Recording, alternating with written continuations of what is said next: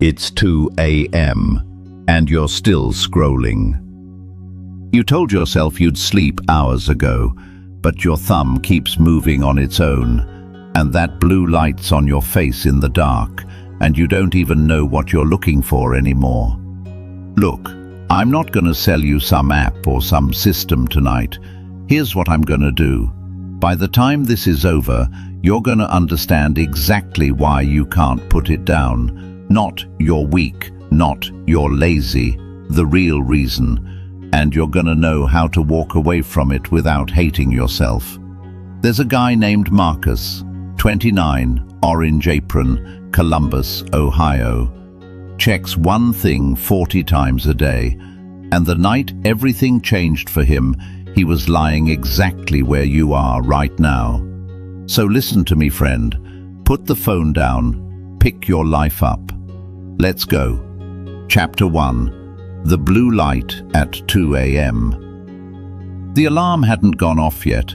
It was 2:14 in the morning, and Marcus knew that because the numbers were glowing 3 inches from his face. He was lying on his side in a bed that was too warm on one edge and cold everywhere else. 1-bedroom apartment off Sullivan Avenue, the kind of place where you can hear your neighbor's TV through the wall and the radiator ticks like something alive. The fridge in the next room was humming that low hum it always made, the one you stop noticing until it's 2 a.m. and it's the only sound in the world besides your own breathing. And his thumb moving up, up, up. He wasn't even reading anything anymore. That's the part he'd tell you if he was honest. He'd already seen it all, the same 12 people posting the same 12 things.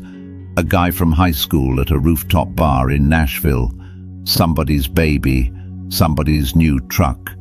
A meme he'd already seen twice today, but his thumb kept going anyway, dragging the screen up, up, chasing something that was never gonna be there. Here's what you got to understand about Marcus. He wasn't a mess. That's the thing. From the outside, he was fine. Showed up to work, paid his rent, barely, always the day before the late fee hit. But he paid it. $17 an hour on the sales floor at the hardware store.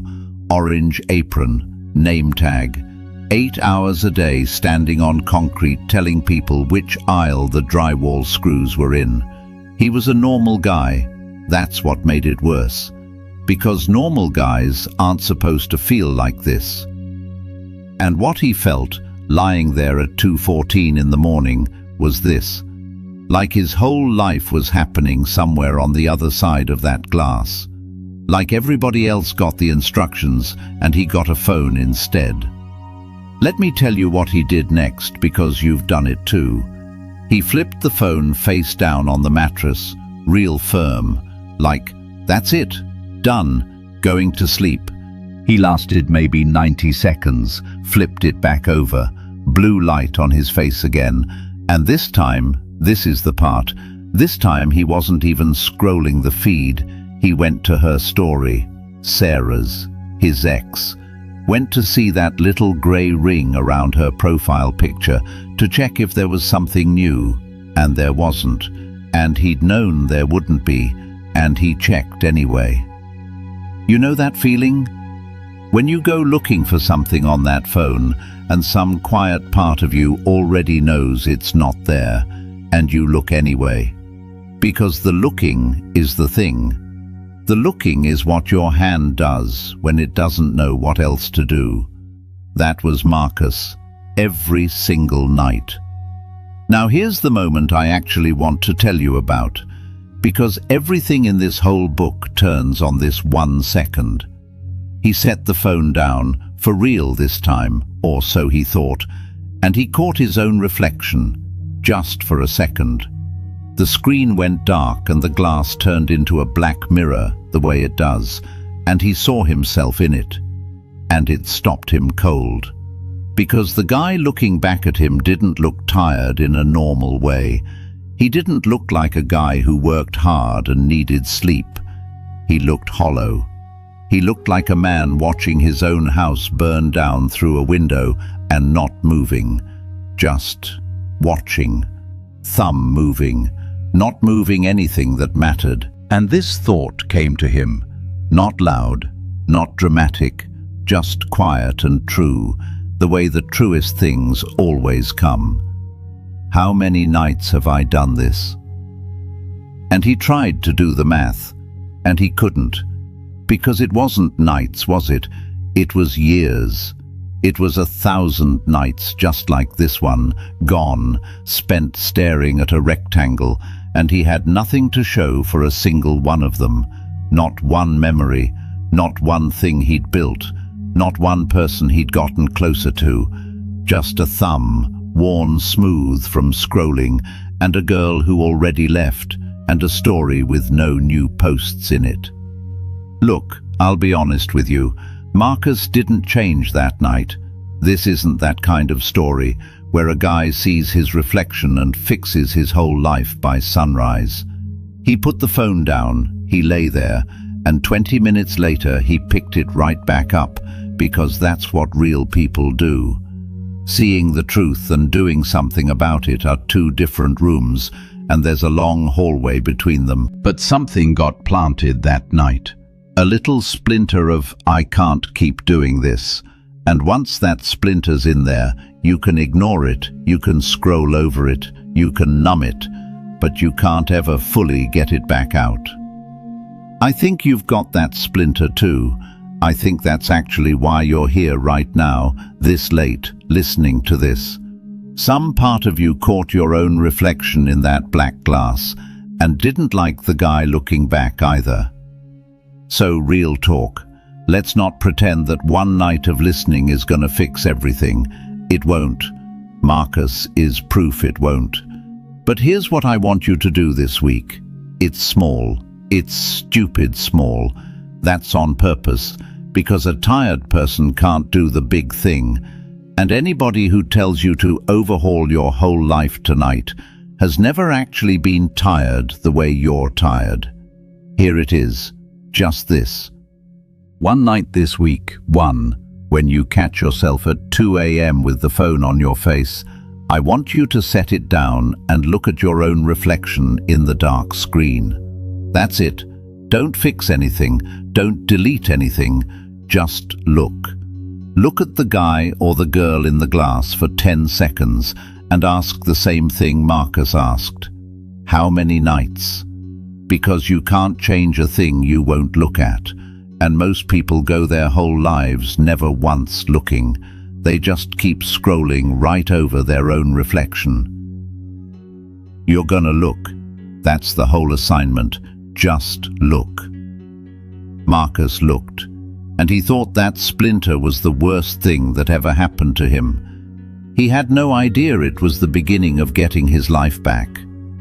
But before he could pick his life up, he had to understand the lie he told himself every single night, the one you told yourself tonight.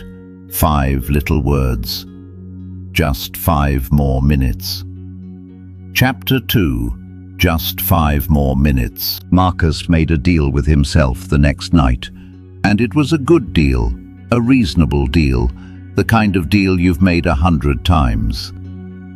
He got home from a closing shift a little after 10, feet aching from the concrete, that specific ache that lives in your heels when you've stood on a hard floor for 8 hours. He microwaved some leftover DoorDash from 2 nights back, the kind of thing you swear you'll stop wasting money on and never do. Ate it standing up at the counter, and he told himself, tonight's different. Tonight I'm in bed by 11, lights out, phone on the charger across the room. He meant it too. That's what kills me about it. He genuinely meant it. 11 o'clock came. He was in bed, phone in his hand, and he said the thing. Out loud almost.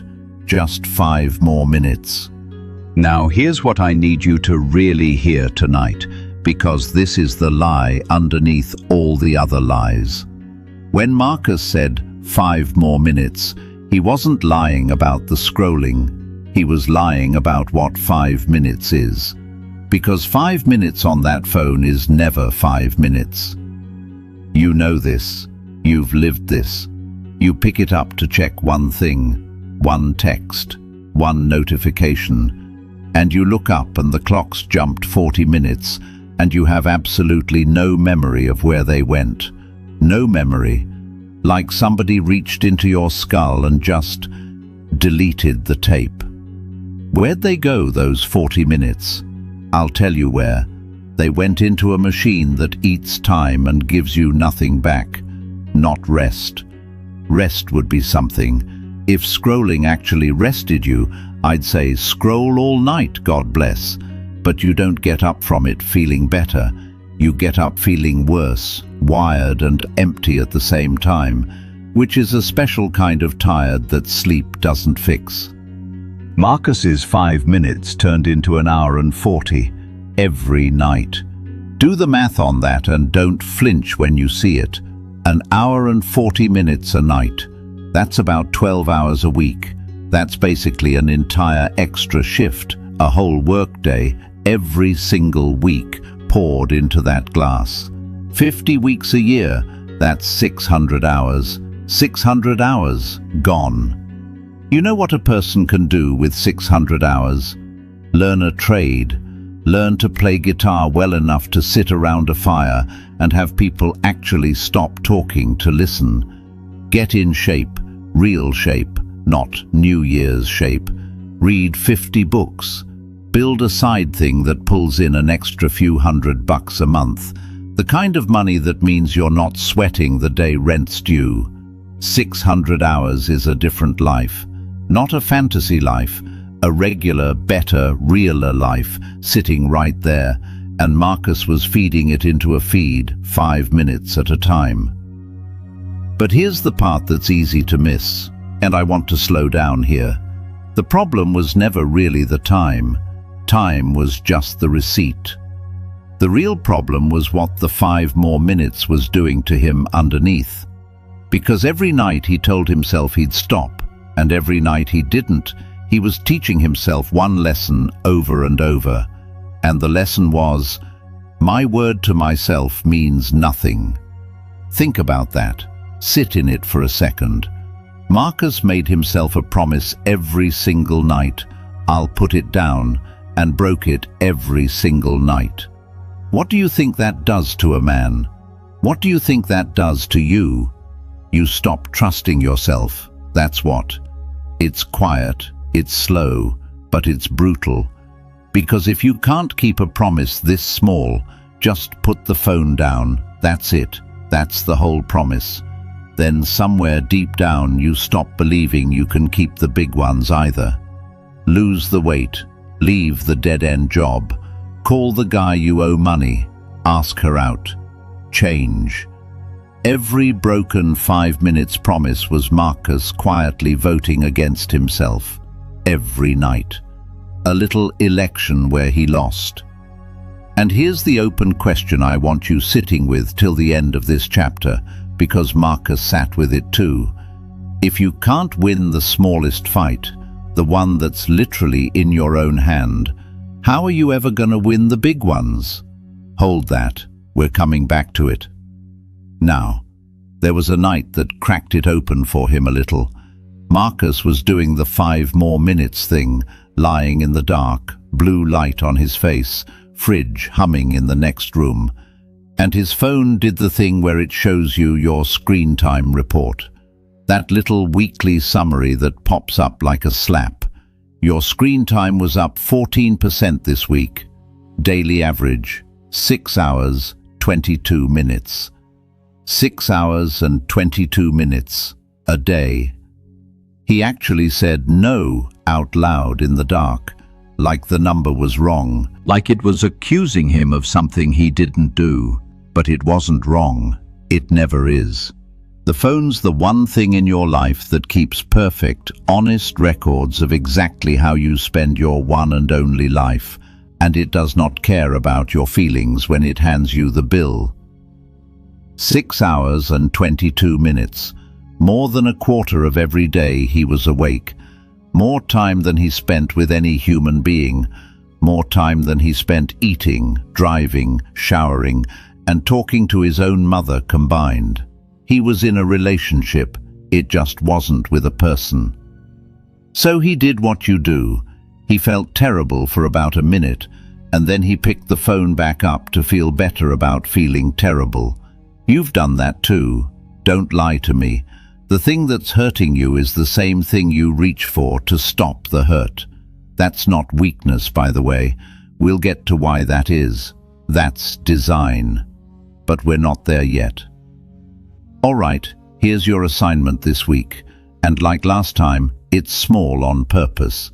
I'm not going to tell you to delete anything tonight. I'm not going to tell you to go cold turkey. You're too tired for a war right now, and a war you lose just teaches you you're a loser, and you've had enough of those lessons. Here's all I want. One time this week before you start scrolling, say the 5 more minutes out loud, but actually set a timer for 5 minutes, a real one. And when it goes off, notice what your body does. Notice the little pull to keep going, the little, no wait, just, don't even fight it, just feel it. Feel the hook go into your lip, because you can't fight an enemy you can't feel. Right now that pull is invisible to you, it just moves your hand and you don't even notice. The timer makes it visible. That's the whole job this week. Make it visible. And that question I told you to hold on to. If you can't win the small fight, how do you win the big ones? Here's the answer Marcus found, and I want you to have it before you sleep. You don't win the big ones, you win this one, the one in your hand, tonight. And you find out you can. And that little win, that's the first vote you cast for yourself instead of against. Put the phone down, pick your life up. It starts with 5 real minutes. Now, Marcus had a bigger problem than time, because when he finally looked up from that phone and out at his own life, everybody in that little glass rectangle was winning. And he was the only one losing. Or so it looked. Chapter 3. Everybody's winning but you. It was a Tuesday, and Marcus was on his 15-minute break in the back of the store, sitting on an upturned bucket by the loading dock. Cold coffee from the break room in one hand, the machine kind, the kind that tastes like the paper cup it's in, phone in the other. And in the space of about 4 minutes, here's what the world showed him. A guy he graduated with just bought a house. There was the photo, dude standing in front of it holding one of those giant novelty keys, wife next to him, little "We did it" caption. Then a girl he used to have a thing with in his early 20s, on a beach somewhere with water so blue it didn't look real, captioned, "So blessed." Then somebody's promotion, then somebody's engagement, the ring held up to the camera with the fingers turned just so. Then a guy his age flexing a new truck, a big diesel thing, 60, 70 grand easy. And Marcus sat there on his bucket, orange apron, $17 an hour, cold coffee, concrete floor, 15 minutes till he had to go back and tell somebody where the drywall screws were. And you know exactly how he felt, because you've sat on that same bucket. Maybe not a literal bucket, maybe it's your couch, or your car in the parking lot before a shift, or your bed at 2 a.m. But you've sat there and watched the whole world lap you. Everybody's winning but me. Here's the thing I need you to understand tonight, and I need you to really get it, because this one's stealing more from you than the time is. None of what he saw was the truth, not the whole truth, not even close. Let me tell you what Marcus didn't see. He didn't see that the guy with the house is $340,000 in debt and lies awake sicker about money than Marcus ever has, because now there's this giant thing he can lose. He didn't see that the so blessed beach girl put that photo up from a trip she went into a credit card hole to afford and cried in the airport bathroom on the way home. He didn't see that the engagement rings still got 3 years of payments on it. He didn't see that the guy with the 70 grand truck is one missed check away from it getting repoed out of his driveway in the middle of the night. And he knows it. And that's why he posts it. Because posting it is the only time it feels like it's really his. You are not comparing your life to their lives. You're comparing your life to their highlight reel, their trailer, the 2-second clip they picked out of a whole messy day, filtered, cropped, captioned, and posted at the exact moment they needed a stranger to hit a little heart so they'd feel okay about themselves for a minute. You're comparing your behind the scenes to everybody else's movie poster, and you will lose that comparison every single time. Every time. It's rigged. It was built to be rigged. Nobody posts the repo notice. Nobody posts the fight in the parking lot, the panic about the electric bill, the Sunday afternoon they spent staring at the wall, wondering if this is all there is. They post the key. They post the beach. They post the ring. Now here's the open loop I want you sitting with, because it hit Marcus hard that Tuesday, and he couldn't shake it for the rest of his shift. He realized something ugly about himself. He realized that when he saw the guy with the house, some part of him, some quiet, rotten part, didn't just feel behind. It felt worse when it turned out the guy was doing fine. And when he heard later that somebody's business had gone under, some part of him felt relief, a little lift. And that scared him, because what kind of man feels better when other people fail? Hold on to that. We're coming back to what that actually means. It's not what he thought. So let's talk about you. You're doing this too. Real talk, you probably did it tonight before you even got here. You opened that app and you took a hit of everybody's best moment, and you measured your worst moment against it, and you came up short, and you felt that little sink in your chest, and you called it just checking. And here's what it's costing you. It's not just that it makes you feel bad, it's that it makes you feel bad about a life that's actually fine. Because Marcus's life, on paper, standing on that dock, it was okay. He had a job, he had a roof, he had his health, his own teeth, a mom who'd pick up if he called. There are 1 billion people on this planet who would trade him for it in a heartbeat. But he couldn't feel a single ounce of that, because the phone had him measuring his real, solid, okay life against 100 strangers' fake perfect ones. And next to a fake perfect thing, a real okay thing looks like nothing. That's the theft. The feed doesn't just take your time, it takes your gratitude. It reaches into a life that's genuinely okay and convinces you it's garbage. And a man who can't feel what he's got is a poor man no matter what's in his bank account. Here's what turned for Marcus at least a little. Later that same night he was scrolling, of course he was, and he caught himself about to feel that sink again over somebody's vacation. And for the first time he heard the question in his own head. Compared to what?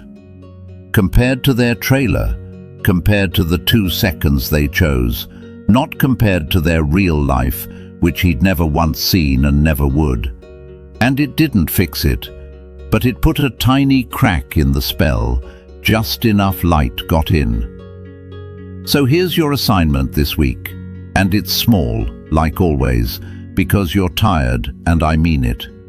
Next time you feel that sink, that everybody's winning but me drop in your gut when you're scrolling, I want you to say 2 words, just in your head. Compared to what? That's it. You don't have to unfollow anybody. You don't have to delete anything yet. You just have to catch the lie in the half second it's happening and name it. That's their movie poster. I'm comparing it to my Tuesday. Because you can't stop the sink from starting, but you can stop believing it. And the day you stop believing the highlight reel is the truth is the day the whole thing loses its grip on you. That rotten little feeling Marcus had, the relief when others failed. Here's what it actually was. It wasn't that he was a bad guy. It was proof of how much pain he was in. You only need other people to lose when you're convinced you're losing. A man who feels okay about his own life doesn't need anybody else's to fall apart. So that ugly feeling wasn't his villain, it was his wound, showing him exactly where it hurt. Put the phone down. Pick your life up, the one you've actually got, not the one you keep measuring it against. But there was one story on that phone Marcus couldn't compared to what his way out of. One person, one little grey ring around a profile picture that he checked 40 times a day. The girl who already left. Chapter 4. The girl who already left. Her name was Sarah, and she'd been gone 7 months. 7 months, long enough that Marcus would tell anybody who asked that he was totally over it. He'd say it at work, he'd say it to his buddy Dave. He believed it in the daylight, mostly. And then it'd be 2 a.m. and his thumb would already be on her name before his brain even woke up enough to stop it. Let me paint you the exact thing he did, because I want you to see it. Not judge it, see it. He'd open the app, go to her profile, and first he'd check the little ring around her picture, grey if there's nothing new, coloured if she posted a story. And if there was a story, he'd watch it, every second of it, study it really. Who's in the background? Is that a guy's arm? Is she at a bar? Is she happy? Is she happier than when she was with me? And then, this is the part he never told anybody, he'd check to see if she'd watched his. He'd post some dumb story of his own, a photo of nothing, the sunset from the loading dock, just so there'd be something for her to watch. And then he'd check the little list of who viewed it, scroll through the names, looking for hers. 40 times a day, he'd told you. It was more. He'd lost count somewhere around 100. Here's what was really going on, and it took Marcus a long time to see it. He wasn't checking on Sarah. Sarah was gone. Sarah had made her choice and packed her stuff and driven off 7 months ago, and no amount of him watching her stories was going to change one single thing about that. He was keeping a wound open on purpose. Think about a cut on your arm. If you leave it alone, it scabs over, it heals, it fades, and one day you can't even find the scar. But if you pick at it every day, every night, dig your nail in and reopen it, it never heals. Not because it can't, because you won't let it. That's what the phone let Marcus do. It let him pick at the wound 40 times a day. Every time he checked her story, he ripped the scab off fresh. Every time he looked for her name in his viewers, he dug the nail back in. And then he'd wonder why, 7 months later, it still hurt exactly as much as day one. It hurt as much as day one because he was living day one, over and over, forever, on a loop. The phone had turned one heartbreak into 1,000 small ones, spread out over months, and he was the one pressing play every single time. Now I need to say something to you directly, and I need you to actually hear it, because I think there's a Sarah in your phone too. Maybe it's an ex, maybe it's a friend who cut you off. Maybe it's the family member who said the thing they said. Maybe it's the job that fired you and you still check their page to see how they're doing without you. There's somebody in that glass you keep going back to press on the bruise, just to feel if it still hurts. And it always does. and you always look surprised. Here's the truth, and it's a hard one, so I'm gonna say it soft. They already left. Whoever it is, they made their choice, and you checking their profile at 2 a.m. is not a relationship. It's not connection. It's not staying in touch. It's you, alone, in the dark, holding a piece of glass, hurting yourself with a picture of a person who is asleep in their own bed, not thinking about you at all. That's the part that should set you free, honestly. While you're up at 2 a.m. studying their story frame by frame, they're asleep. They're not doing this. This isn't a thing you're doing together. It's a thing you're doing to yourself, and you're the only one bleeding. Here's the night it turned for Marcus. He was doing the ritual. 2 a.m., blue light, fridge humming, watching Sarah's story, some clip of her and her friends at a restaurant, laughing. And he was studying it, frame by frame, when his thumb slipped and he accidentally hit the little reply arrow. Didn't send anything, but the box came up. That little text box, cursor blinking, ready for him to type a message to her. And he froze. Because he almost did it. He almost typed something.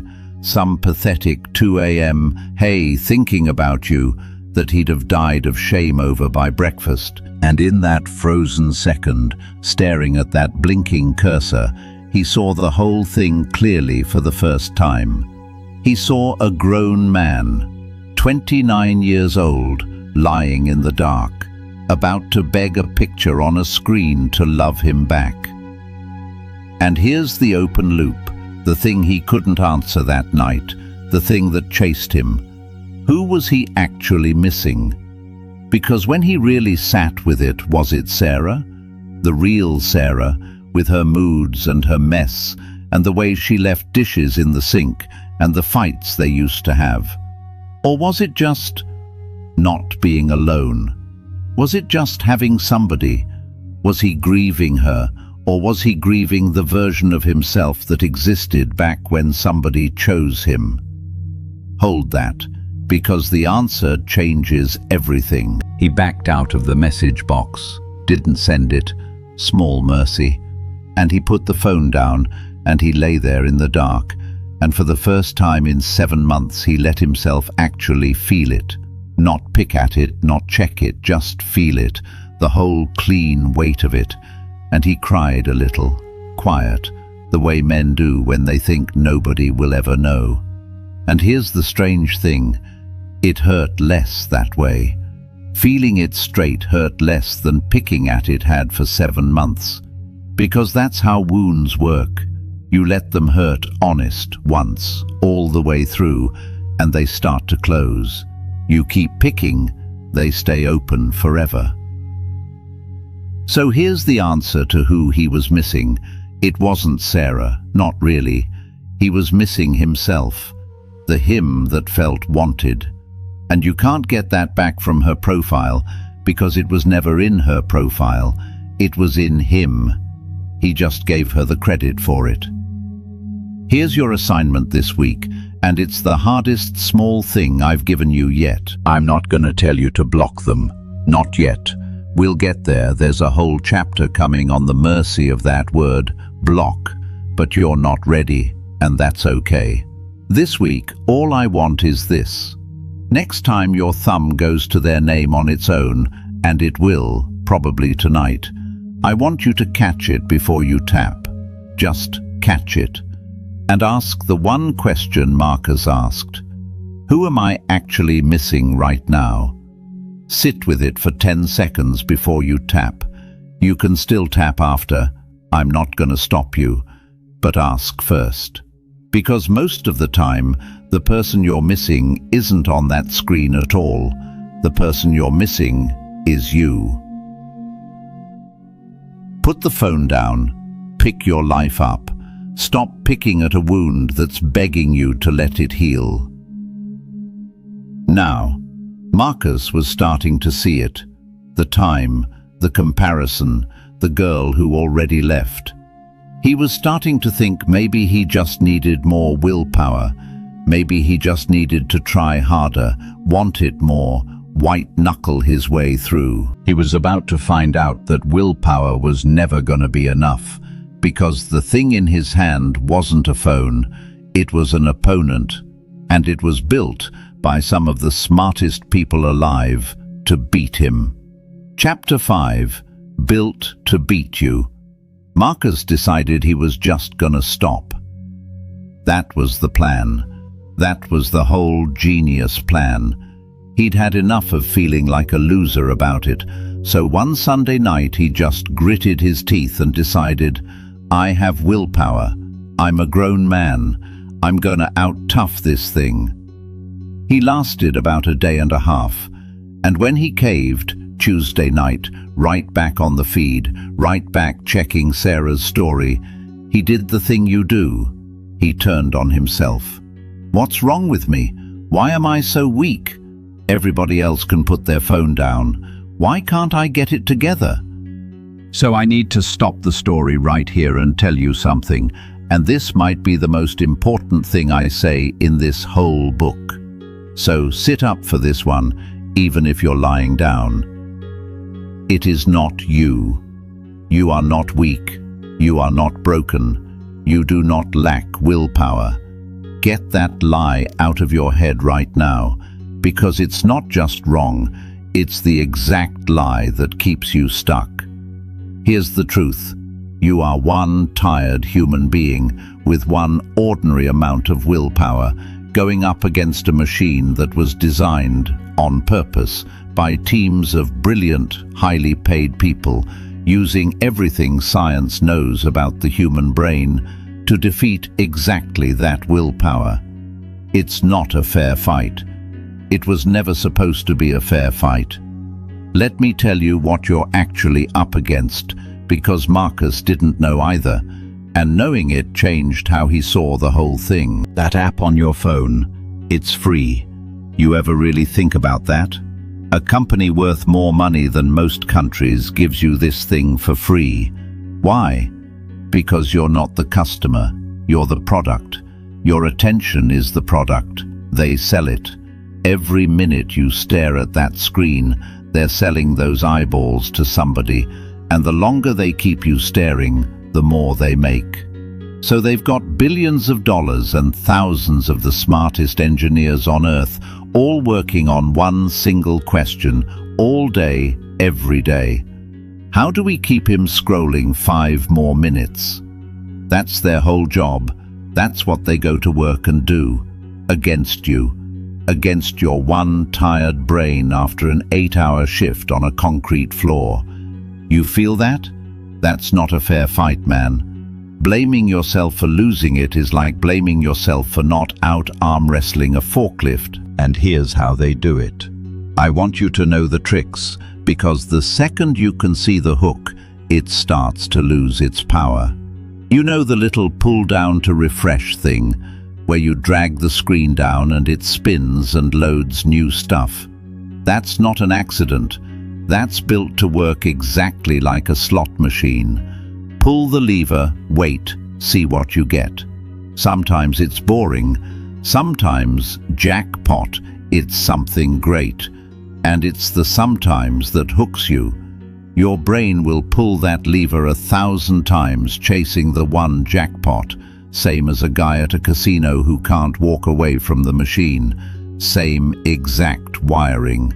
They know it. They built it that way on purpose.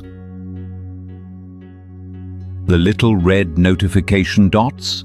Red because red means urgent, red means danger. Red grabs a part of your brain older than language.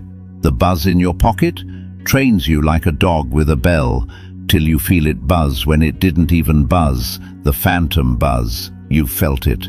The feed that never ends, that has no bottom, no, you're all caught up, go to bed. That's on purpose too. Old media had an ending. The show ended. The newspaper ran out of pages. This never ends, because an ending is a chance for you to leave, and they don't want to give you one. Now here's the open loop. The thing Marcus wrestled with once he learned all this. He got mad, real mad, righteously mad. They did this to me. It's not my fault, it's theirs. They built the trap. And he sat in that anger for a couple days, and it felt good, honestly, felt way better than blaming himself. But then a harder question crept in, and it's the one I want you holding. Okay, it's not your fault it's a trap, but whose job is it to walk out of it? Hold that, because both things are true at once, and you need both. Here's where Marcus landed, and I think it's exactly right.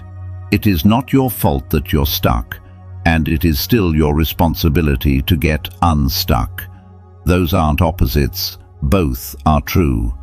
A guy can fall into a hole he didn't dig, somebody else dug it, somebody else hid it. It's 100% not his fault he fell in, and it's still nobody's job but his to climb out. Nobody's coming. The people who dug the hole sure aren't coming. They're making money off you being down there.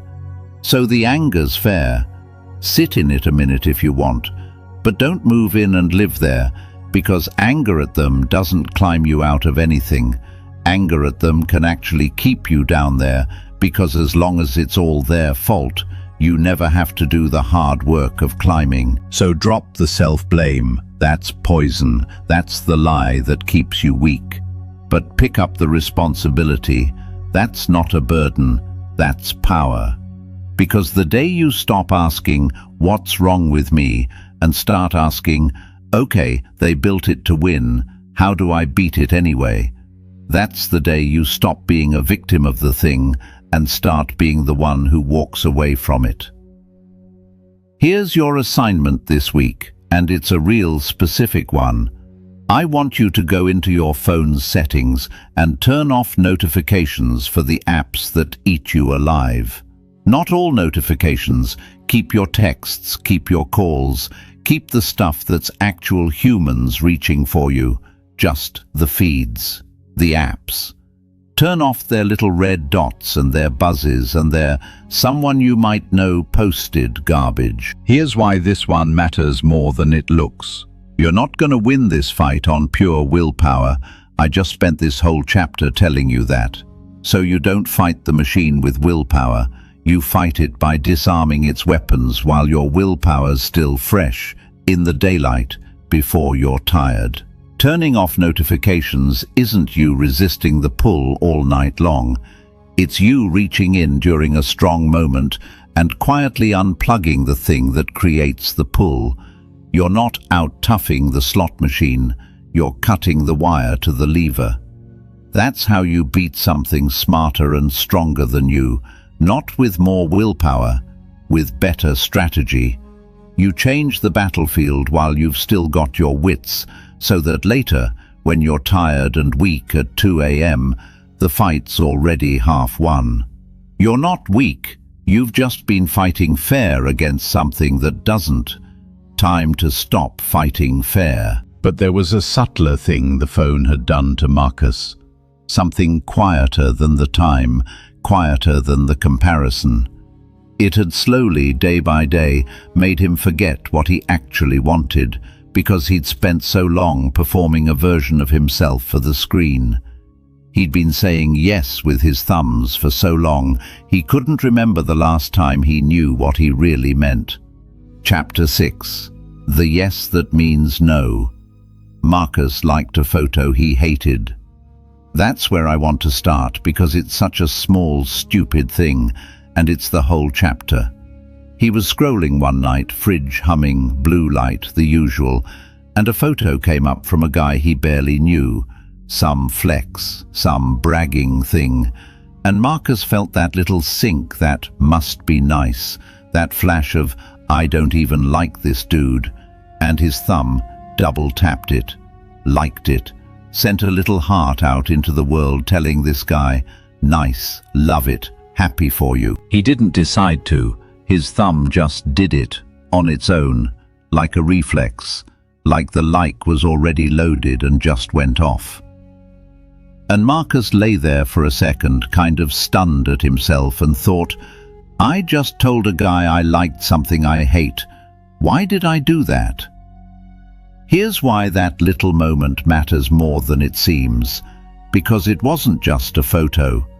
Marcus had spent so many years saying yes with his thumbs, liking, hearting, so happy for you, congrats man, this is amazing, thousands and thousands of tiny yeses, most of them not true, most of them just reflex, just performance, that somewhere in there he'd lost the muscle that knows what you actually want, the muscle that can say the real thing, even to himself. Let me widen this out because it goes way past the phone. Marcus was a guy who said yes when he meant no, his whole life. His manager asks him to cover a weekend shift he was dreading. Yeah, no problem. A buddy asks to borrow $40 Marcus needed himself. Yeah, sure, man. Somebody at a party talks his ear off about something he doesn't care about, and Marcus stands there nodding. Oh yeah, totally, that's crazy. Dying inside, looking for the exit. Yes, yes, yes, out loud, while every real thing inside him was saying no. And the phone hadn't caused that exactly, but it had put that habit on steroids, because online you perform all the time. Every post is a little performance of a guy who's doing great.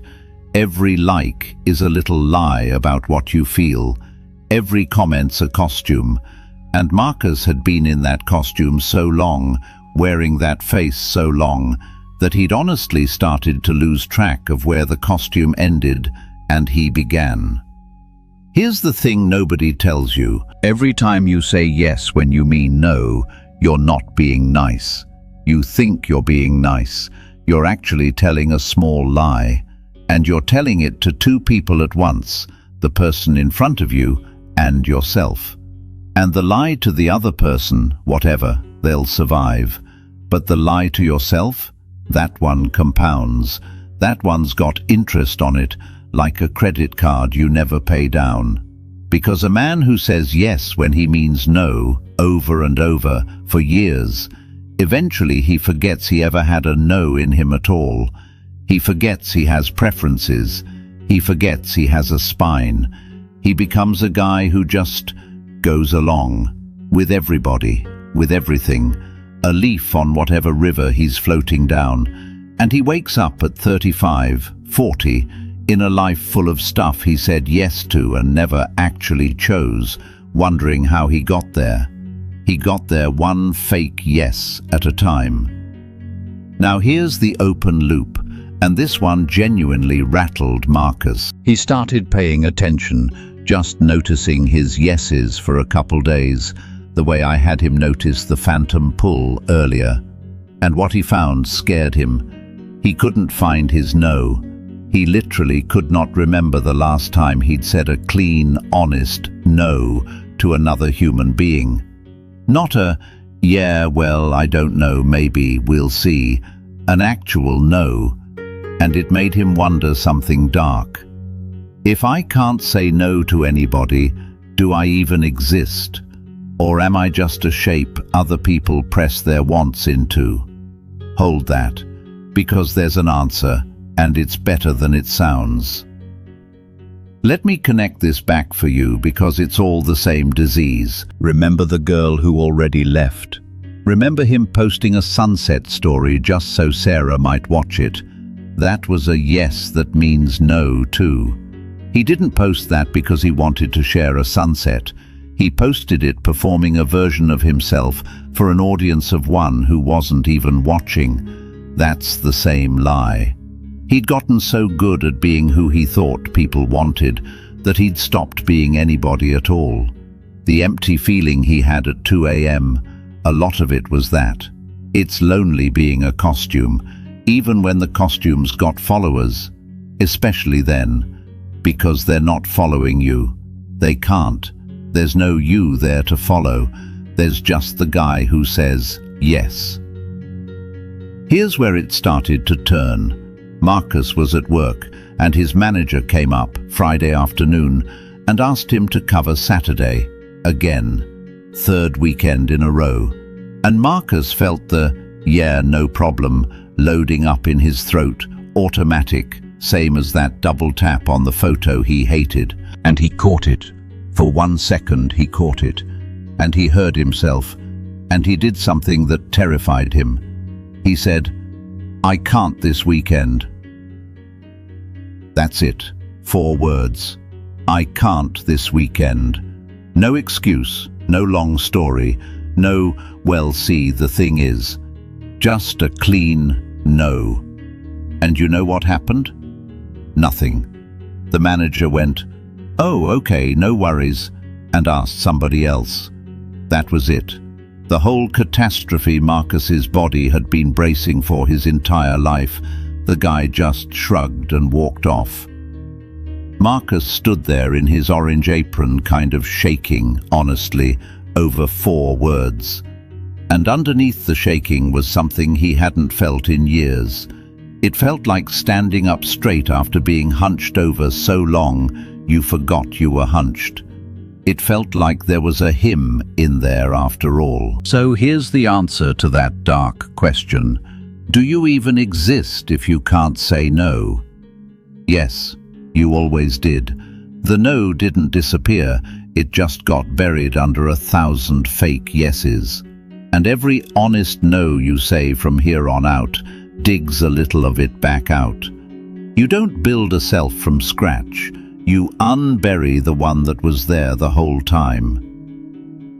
Here's your assignment this week, and I want you to actually do this one because it's the one that gives you back.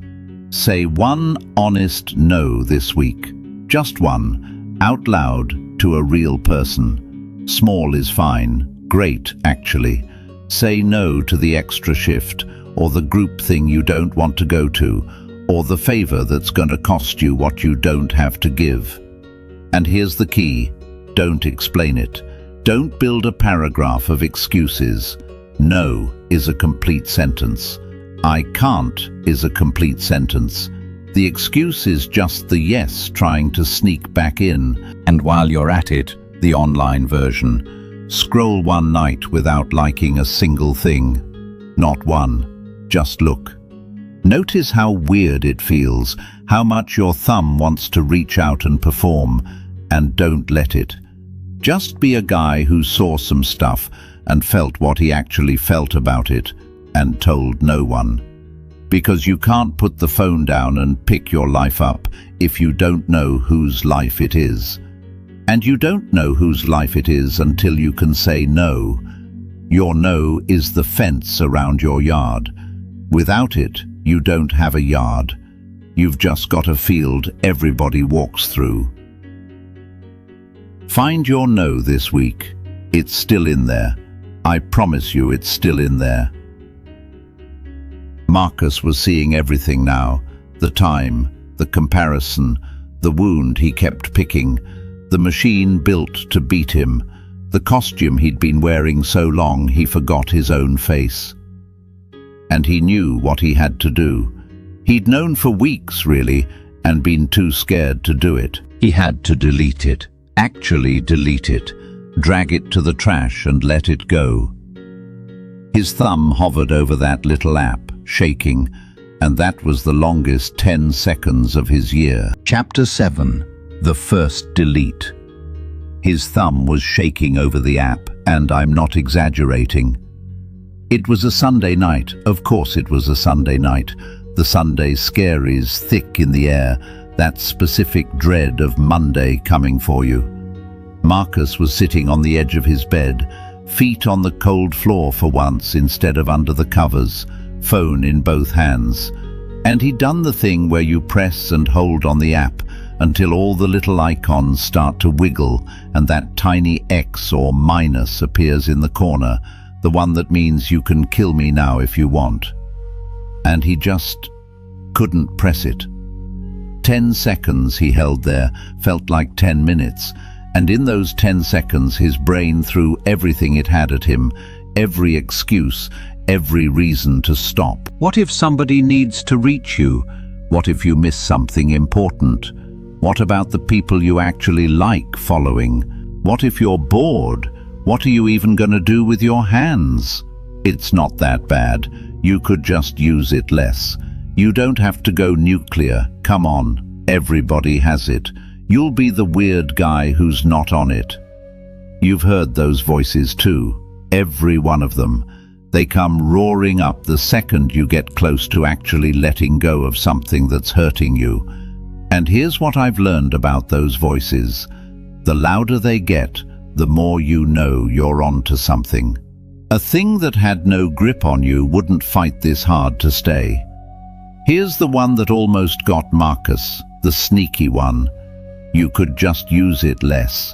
Man, that one's a killer, because it sounds so reasonable, so mature. I don't need to delete it, I'll just be disciplined about it. I'll set limits, I'll use it like a normal person. Marcus had been telling himself, I'll just use it less, for 2 years. 2 years, and it had never once worked, not for a single week, because, remember chapter 5, the thing is built so that you can't use it less. Use it less is exactly the trap. It keeps the thing in your hand and asks your tired willpower to fight it every single time you pick it up, 40 times a day for the rest of your life. That's not a plan. That's a life sentence of small battles you're gonna lose most of. Deleting it is different. Deleting it is one hard battle right now, tonight, and then the war's over.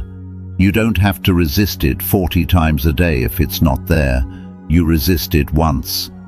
That's the whole trick. You move the fight from 1,000 weak moments to one strong one. So Marcus pressed it.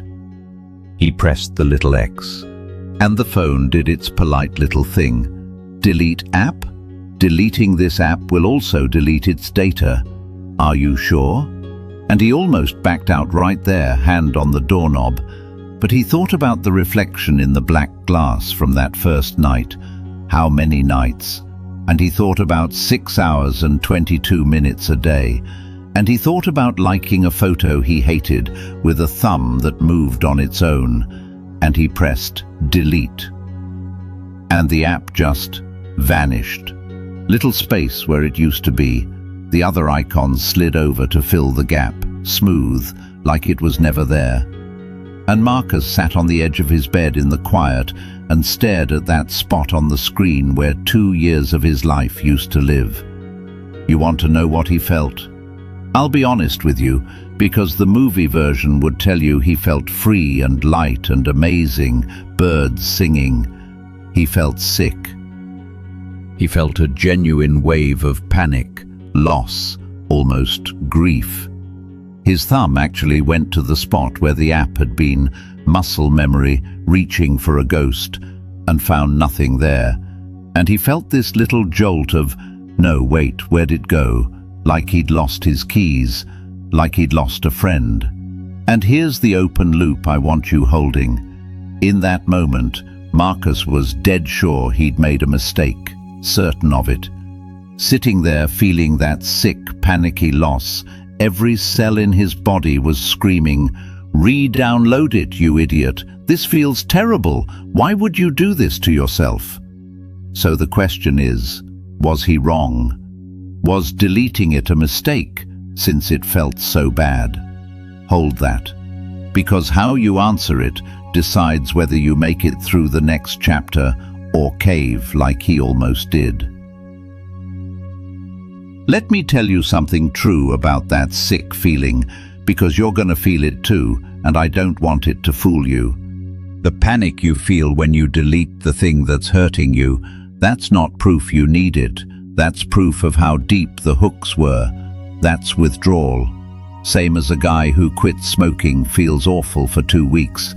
The awful isn't a sign he should smoke. The awful is the addiction screaming on its way out the door. The worse it feels to let go of something, the more that thing had its claws in you, and the more you needed to let go. Marcus felt sick because the thing had been running his brain for 2 years. Of course it felt sick to unplug it. But feeling sick and being wrong are not the same thing. Sometimes the right move feels exactly like a mistake for a while, and if you only ever do the things that feel good immediately, you'll stay exactly where you are forever. Because everything that changes your life feels bad at first. So no, deleting it was not a mistake. The sick feeling was not a warning, it was a withdrawal. And the only thing you have to do with a withdrawal is outlast it. That's it. You don't have to beat it, you just have to be more stubborn than it for a little while, and it always passes. Marcus didn't know that yet, sitting there sick on the edge of his bed. He just knew he'd done a hard thing and it felt terrible, and he'd promised himself he'd give it 1 week before he even thought about re-downloading. 1 week. He wrote it on a sticky note actually, a real one, paper, stuck it to the black mirror of the TV. 1 week, then decide. Here's your assignment, and you knew this one was coming, didn't you? You've been waiting for it, maybe a little scared of it. Delete one, just one, tonight or this week, the one that hurts you the most, the one you open on reflex, the one you know in your gut is the Sarah's story one, the one you'd be embarrassed to say your daily hours on out loud. You know exactly which app I mean. You thought of it just now. Press and hold. Watch it wiggle. Feel all those voices come screaming up. What if? What about? You could just use it less. Let them scream. And press delete anyway. And then, this is the important part, expect to feel terrible. Plan on it, so it doesn't fool you. When that sick, panicky, I made a mistake feeling hits, you're gonna know exactly what it is. It's not a mistake, it's the hooks coming out. And hooks coming out always hurt more than hooks going in. Give it 1 week before you even let yourself think about re-downloading. Sticky note if you have to. 1 week, then decide. Put the phone down. Pick your life up. Sometimes you gotta bleed a little to stop the bleeding for good. But that empty square on the screen wasn't the hard part. Deleting it took 10 seconds of courage. The hard part was the next 3 days. The empty hand, the itch in his palm, the phantom buzz, the long, boring, restless hours with nothing to reach for. Marcus was about to find out who he was with nothing in his hands, and he was not gonna like the first thing he found. Chapter 8. The Empty Hand. Day 2 was worse than day 1. Nobody warns you about that. Day 1, deleting it, Marcus had adrenaline. He'd done a big, brave thing and there was a little charge in it. Day 2, the charge was gone, and all that was left was the hole. Here's what day 2 actually looked like, minute to minute, because I want you to see how small and stupid and hard it really is. He wakes up, and before his feet hit the cold floor, before his eyes are even all the way open, his thumb is already moving, reaching for the app. That's the reflex, remember, the very first thing from chapter 1, thumb scrolling before his feet touch the ground. Except now there's nothing there. His thumb swipes to the spot and finds an empty square, and his brain goes, huh? And reaches again, and nothing. And he lies there, thumb twitching at a ghost, feeling honestly a little insane. He gets to work.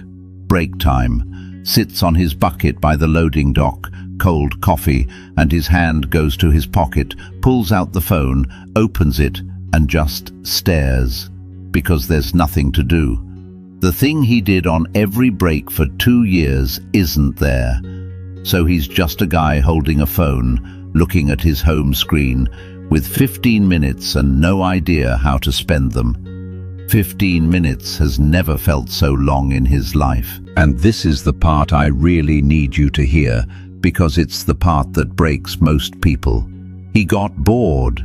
Deeply, achingly bored. bored in a way he hadn't been since he was a kid, and it turns out he'd forgotten how to be bored. He'd forgotten it completely, because for years the second boredom showed up. 1 second of a red light, 1 second in line at the drive-through, 1 second of quiet. He'd killed it instantly with the phone, reached in and stuffed the silence full of feed before he could even feel it. So he'd never sat in boredom as an adult, not once. And now here it was, and it felt unbearable, restless, itchy, like his skin was too tight. His hand kept reaching for a thing that wasn't there, and the reaching itself was almost worse than anything. And the phantom buzz, you know, the phantom buzz. He'd feel his phone vibrate in his pocket, clear as day, reach for it. Nothing. It hadn't buzzed. His own body was so trained, so wired to that little hit, that it was manufacturing fake buzzes just to get him to check. His own body was working for the machine, against him, even with the app gone. Now here's where it gets real. Here's the open loop for this chapter, and it's the ugliest thing Marcus found in this whole story. Sitting in all that boredom and restlessness, with nothing to numb it, something started coming up. Something the scrolling had been covering the whole time. Feelings, the ones underneath. Because here's what he figured out. Day 2, 3, sitting in the quiet with an empty hand. He wasn't scrolling because the feed was so interesting. He was scrolling to not feel something. And now that the feed was gone, the something was right there, waiting for him, patient, like it had been waiting the whole time for him to run out of ways to avoid it. And the question that scared him was, what have I been running from? What's actually down there under 2 years of scrolling? Hold that. Because whatever it is for you, and there's something for you too, it's the real reason for all of it. Let me tell you what Marcus found down there, because I think it'll help you find yours. Under the scrolling was loneliness, plain and deep. The feed had been fake company, voices, faces, a fake crowd in his pocket, so he never had to feel that he came home to an empty apartment every single night, and no one was coming, and no one really knew him. And under that, further down, was fear, that he was falling behind, that his life wasn't going to add up to much, that he was going to be standing on that concrete floor in an orange apron at 50, and this was it. This was the whole thing. And under that, the deepest one, grief. Not even about Sarah, really. Grief about time. All those nights, all those years he could feel had leaked out of him through that glass, and he was never getting them back. And he didn't know if there was still time to make the rest count. That's what was under the scrolling. That's what the scrolling was for. To keep him from ever having to sit in a quiet room with that. And here's the thing, here's the turn. Sitting with it didn't kill him. That's the whole secret. He was so sure that if he ever actually felt that stuff, all the way, with nothing to numb it, it would swallow him whole. And it didn't. He sat on his bed, day 3, no phone, and let the loneliness and the fear and the grief just be there, in the room, humming along with the fridge, and it was heavy, and it was awful, and he got through it. It didn't swallow him, it just moved through like weather. It rained, and then it stopped. And on the other side of it, he felt something he hadn't felt in years. Clear, quiet, awake. Like the static had turned off and he could hear his own thoughts for the first time since he could remember. Boring, quiet, real thoughts. His. And he'd missed them without even knowing they were gone. So here's what the empty hand actually is. It's not a punishment. It feels like one. Days 2 and 3, no question. But it's the space where your real life was supposed to be. The phone didn't just take your time. It took up the room where boredom turns into ideas, where quiet turns into knowing what you want, where sitting with a hard feeling turns into finally dealing with it. You've got to let your hand be empty long enough for something real to fill it, and it will, but not on day one, not on day two. You've got to outlast the itch. Here's your assignment, and it's maybe the strangest one yet. Let yourself be bored, on purpose. Once this week, when you'd normally reach for the phone, the drive-through line, the break, the couch at night, don't. Just sit there with the empty hand and the boredom, and let it be as awful as it wants to be. Don't fix it, don't fill it, just find out that it can't actually kill you. And notice what floats up. Because when you stop numbing, the thing you were numbing comes to the surface. And that's not a bug, that's the whole point. Whatever comes up, the lonely, the scared, the sad, let it come. Sit with it the way Marcus sat with his.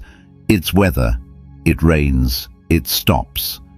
And on the other side of it is the quiet you've been starving for without even knowing it. You survived it, whatever it is. You just kept scrolling so you'd never have to find out you'd survive it. Put the phone down, pick your life up, even the boring parts, especially the boring parts. That's where the life actually is. Marcus was through the worst of the withdrawal now. The empty hand was getting a little easier, but there was one wound that deleting the app hadn't closed. One person he could still find if he went looking on the other apps, in the corners. Sarah was still reachable, and as long as she was reachable, the wound stayed open. There was only one word left that could close it, and it was the hardest, kindest word he'd ever have to use. Chapter 9. Block the bleeding. Here's what Marcus figured out about a week in. Deleting the main app didn't get rid of Sarah. She was still there, findable. On the other apps he hadn't deleted, in the corners of the internet, one search away. And he knew it. And knowing she was reachable was its own kind of torture, because every quiet moment some voice went, "You could just check." Real quick, just once, just to see. So one Thursday night, rain on the window, the actual sound of rain on glass, and the fridge humming, and Marcus sitting there, he caved a little. Not all the way, but he found her. On one of the other apps, and he looked. And it was the same thing it always was. Her, living her life, fine, happy, gone. And he got that same old sick feeling, that same picking at the scab, that same 2 a.m. ache in the middle of a Thursday. 7 months, almost 8 now, and one look put him right back at day one. And sitting there in that familiar misery, he finally got mad at the right thing. Not at her, not even at himself. At the situation. At the fact that as long as she was one search away, he was never gonna heal. Because a man can't heal a wound he's got 24-hour access to reopen. And that's when he thought about the word. The one he'd been avoiding for 8 months because it felt so final, so harsh, so dramatic. Block. Now I need to talk to you about that word because you're avoiding it too, and you're avoiding it for the same wrong reason Marcus was. You think blocking someone is cruel, or petty, or dramatic, or that it sends a message, makes you look like you still care, like you're not over it, like you lost. You've got this whole story that a mature, chill, over-it person would just leave it be, leave the door open, be the bigger person. We're adults. I want to blow that up right now, because it's exactly backwards. Blocking is not cruelty. Blocking is mercy. It's mercy you give yourself. Think about it like this. You broke your arm, and there's this button, and every time you press it, it re-breaks the arm, fresh, all the way. And the doctor says, Look, that arm is never gonna heal as long as that button is sitting right there next to your bed, because you're a human being, and at 2 a.m. you're gonna press it. You always do. Would it be dramatic to get rid of the button? Would it be petty? Would leaving the button there prove how mature and healed you are? No, it'd be insane to leave it there. The button isn't keeping the door open to some beautiful reunion. The button is just breaking your arm over and over. Getting rid of it isn't harsh. It's the first sane, kind thing you could do for yourself. Block is getting rid of the button. And here's the part Marcus really had to swallow. Blocking her wasn't about her at all. That's what he'd been getting wrong. He kept thinking about what it'd mean to her, what she'd think, whether she'd notice, whether it had hurt her feelings, whether it made him the bad guy. She wasn't gonna notice, that's the truth. She'd moved on 8 months ago. She wasn't lying awake checking whether Marcus could still see her posts. Blocking her wasn't a message to her. She was never gonna get it. It was a message to himself. It was Marcus telling Marcus, "I'm done bleeding for this. I'm taking the button away from my own hand because I love myself enough now to stop letting me hurt me." Here's the open loop though, because it wasn't clean. Right as his thumb hovered over Block, a voice came up, soft and awful. But if you block her, it's really over. As long as you can see her, there's a thread, a tiny thread, a someday. Block her and you're cutting the last thread. Are you really ready to admit it's completely, totally over? Hold that, because that voice is the exact voice keeping you tied to whoever your Sarah is, and it's lying to you about what the thread actually is. Here's the truth Marcus landed on, and it set him free. That thread wasn't hope. It wasn't a someday. It was a leash. It felt like a connection to her, but it wasn't connecting him to anything real. She was gone. The real her wasn't on the other end of that thread, just her highlight reel. The thread wasn't tying him to Sarah. It was tying him to the past, to the version of him that got left. It was keeping him standing in a doorway she'd walked out of 8 months ago, holding it open for someone who was never, ever coming back through it. And cutting that thread wasn't losing her. He'd already lost her. That happened 8 months ago, in reality, whether he blocked her or not. Cutting the thread was just him finally agreeing to live in reality instead of in a doorway. So he pressed it. Block. And the app asked him, "Are you sure?" the way they do. And he said yes. And she was gone. You want to know what he felt this time? Not sick like the first delete. Something else. He felt like he could breathe. Like a door he'd been holding open against the wind, arms shaking for 8 months. He finally just let it swing shut. And the wind stopped. And the room got quiet. And his arms, which he didn't even know were shaking, finally got to rest. There was grief in it, sure, real grief. Closing a door for good has grief in it. But it was clean grief this time, the honest kind from chapter 4, the kind that hurts once, all the way through, and then starts to actually heal, instead of the picking at it kind that hurts a little bit every day forever. Here's your assignment, and I already know some of you have been dreading this one since chapter 4. Block your Sarah, whoever it is, the ex, the friend who cut you off, the person whose page you check to see if they're doing worse than you, the account that makes you feel like garbage every single time, and you follow it anyway. You know exactly who it is. You knew before I finished the sentence. Block them. Not as a message to them, they'll probably never even know, as mercy to yourself, as you finally taking the re-break my arm button off your own nightstand.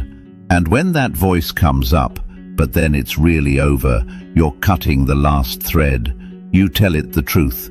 It was already over. You're not cutting a thread to them, you're cutting a leash to the past. And the door you're letting swing shut was never gonna let anything good back in, just the wind. Let it swing shut. Let your arms rest. Put the phone down, pick your life up. You can't do it standing in a doorway somebody else already walked out of. And here's what Marcus found. Once the door was shut and the wind stopped, and his hand was finally empty and quiet. The world had been right there the whole time, right in front of him, just on the other side of the glass he'd been staring into for years. And the first time he really looked up and saw it, a completely ordinary Tuesday, it almost knocked him over. Chapter 10. The world was right there. It was the most ordinary moment of Marcus's life, and it nearly brought him to his knees. Here's the whole thing. That's what gets me about it. There's no drama in it at all. It was a Tuesday evening. He'd gotten off a shift, and instead of doing what he always did, drive home, microwave something, get in bed, disappear into the glass, he didn't have the glass anymore. App gone, Sarah blocked, and he was standing in the parking lot of the store by his car, keys in his hand, and there was just this gap, this empty stretch of time where the scrolling used to go. So he did something he hadn't done on purpose in years. He just stood there and looked up. And the sky was doing that thing the sky does at the end of a summer day in Ohio, going orange and pink and this deep bruised purple at the edges, clouds lit up gold underneath, the whole thing enormous and free and happening right over the hardware store parking lot like it did every single night, whether anybody looked or not. And Marcus stood there in his orange apron he'd forgotten to take off, keys in his hand, and looked at it, really looked. And he felt his throat get tight. Because here's what hit him standing there. This happens every night. This happens every single night. This exact, impossible, beautiful thing, free, right above him, and he had missed it every night for years because his head was down in a screen. How many sunsets had he scrolled through? How many had happened, gold and pink and gone in 20 minutes, while he watched some stranger's vacation on a 4-inch rectangle? He'd been so busy looking at pictures of other people's lives that he'd been walking under the roof of his own life with his head down the whole time. And then it kept happening. That was the thing. Once he looked up once, he couldn't stop noticing. He drove home with the radio on instead of nothing, and he actually heard a song, a whole song, start to finish, and it was good, and he'd forgotten music could just fill up a car like that.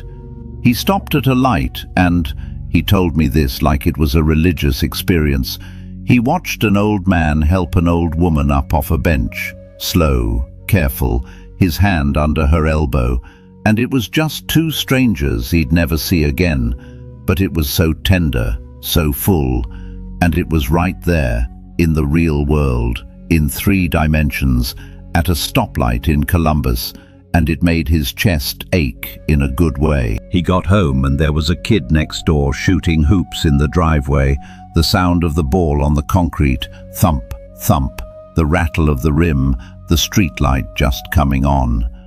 Ordinary, so ordinary, and so much more alive than anything that had ever come through that glass. Here's the open loop, the thing that ached in Marcus for days after this. How much did I already miss? Not the sunsets, I mean the real stuff. How many conversations had he half had, nodding at somebody while his thumb worked under the table? How many dinners had he not tasted? How many times had somebody he loved been right across from him, talking, reaching for him, and he was there but not there, eyes down, gone into the feed? How much of his one life had he been physically present for and completely, totally absent from? Hold that. because it's a heavy question, and there's only one good thing you can do with the answer. Let me tell you what Marcus did with it, because it's the only move that doesn't crush you. He grieved it for a minute, real grief, the honest kind again, and then he made a decision. He decided, I can't get the missed ones back, but I'm here now, and there's a whole rest of my life of sunsets and songs and old men helping old women up off benches, and I'm going to be present for those, starting tonight, starting with this one, because that's the only sane thing to do with all that lost time. You can't spend the rest of your life mourning the sunsets you scrolled through. That's just more absence, more head down, missing the ones happening now, while you cry about the ones you missed then. The only way to honor all that lost time is to be violently, gratefully present for the time you've got left. And here's what nobody tells you about putting the phone down. Everybody makes it sound like a sacrifice, like you're giving something up, like it's discipline, it's hard, it's a diet, it's punishment. It's not. That's the secret Marcus found in that parking lot. Putting the phone down isn't giving something up, it's getting something back. It's getting the whole world back, the actual, physical, three-dimensional, breathing world, the one with sunsets and music and strangers being tender and basketballs on concrete. You didn't lose anything worth keeping when you put the phone down. You gained back the entire planet. The phone was the small thing, the tiny, glowing 4-inch thing, and you traded the whole world for it every day without noticing. Marcus just noticed, that's all. And once you notice, you can't unnotice, and thank God for that. Here's your assignment this week. It might be my favorite one in this whole book. Look up once this week. When you'd normally have your head down in the phone, waiting somewhere, walking somewhere, sitting somewhere, just look up instead and actually take in what's in front of you. The sky, the room, the faces, the light, whatever's there. It's always something. The world is always doing something beautiful and ordinary right in front of you, and it's been doing it this whole time, patient, waiting for you to lift your head. And if you've got a person across from you, put it down and look at them. Face down, screen dark, eyes up. Give one person your whole face for one whole conversation this week. Watch what happens. Watch how they light up when they realize you're actually there. That's a gift you can give somebody for free, and you've been too head down to give it for years. Put the phone down. Pick your life up. It's right there. It was always right there. You just have to lift your head to see it. Marcus was flying now. Sky felt bigger. World felt realer. He was 10 days clean, and he honestly thought the hard part was behind him. And that's exactly when it got him. Because that's always when it gets you, when you think you've won. The night he downloaded it again. Chapter 11, the night he downloaded it again. 12 days clean, and Marcus downloaded it again on a Friday night, and I want to tell you exactly how it happened, because it's going to happen to you too, and I don't want it to take you by surprise. It didn't happen when he was strong, that's the first thing. The machine's smarter than that. It doesn't come for you when you're standing in a sunset feeling great. It waits. It was a bad Friday. One of those days where everything's just a little wrong. He'd gotten his hours cut at work.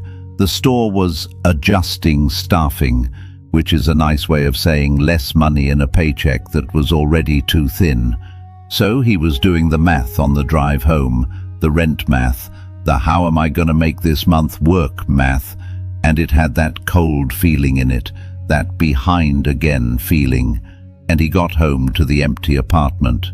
Fridge humming, rain starting up on the window again, and it was quiet. Too quiet. And here's the thing, 12 days ago, that quiet had felt like peace. Tonight it felt like loneliness. Same quiet, totally different feeling, because he was tired and stressed and low. And when you're tired and stressed and low, the quiet stops sounding like peace and starts sounding like nobody in the world knows you're alive. And that's when the voice came, the reasonable one, the worst one. You've done so good, 12 whole days. You've basically beaten this thing. You're not addicted anymore. An addict couldn't have gone 12 days. So it's fine now. You can handle it now. Just download it for tonight, just to take the edge off this garbage day, and you'll delete it again in the morning. You're strong enough now. One night won't hurt.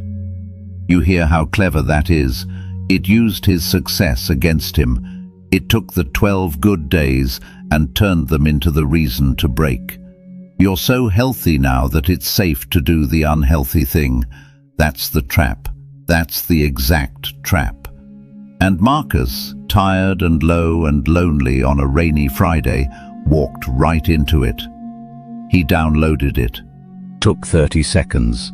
The little progress circle spun, and the app landed back in that empty square where it had been, like it had never left, like the 12 days never happened. And he logged in. It remembered him. Of course it remembered him. It had just been sitting out there in a server somewhere the whole time, waiting, patient as a spider, and he started to scroll. And here's the ugly part. It felt good. I'm not going to lie to you and say it felt hollow right away. It didn't.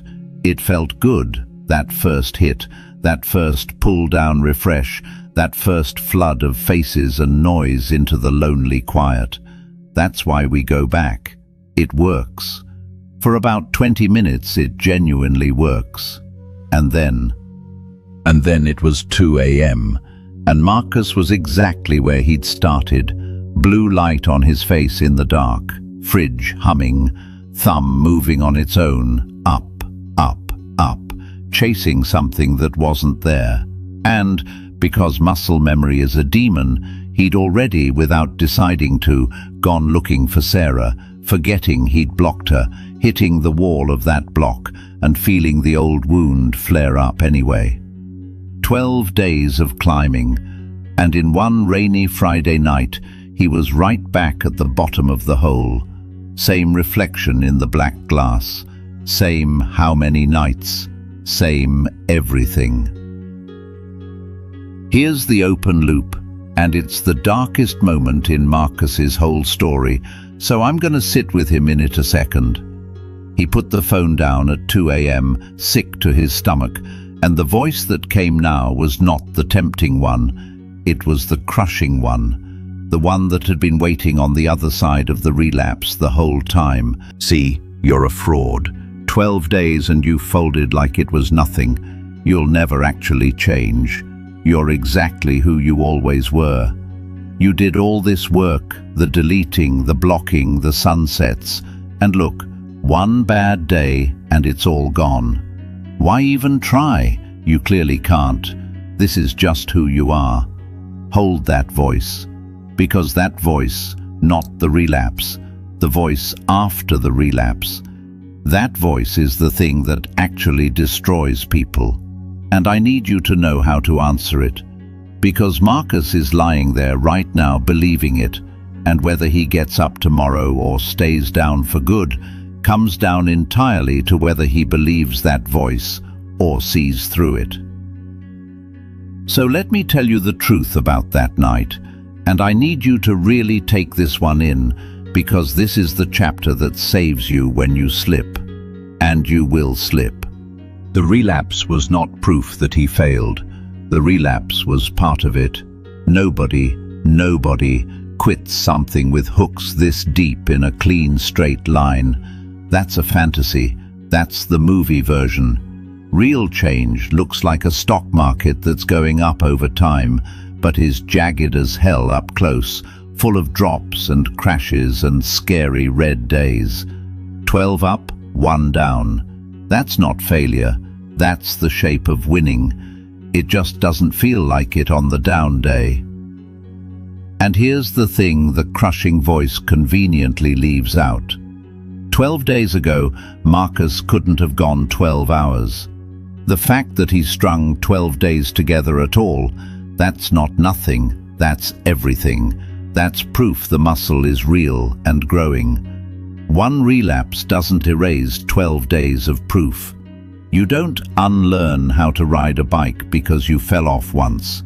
The falling off is how you learn where the edges are. But I'm not going to pretend to you that this part's easy, and I'm going to leave Marcus right here on purpose tonight.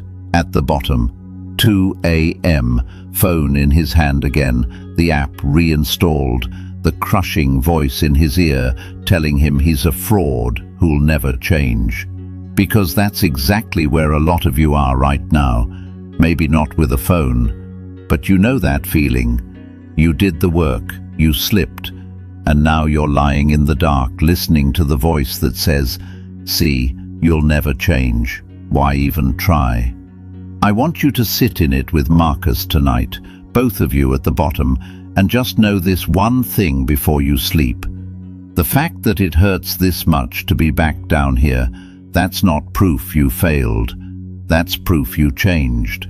12 days ago, being back on the app wouldn't have bothered you at all. It would have been Tuesday. The fact that it feels like a gut punch tonight, that means the old you is already gone. The old you didn't feel bad about this.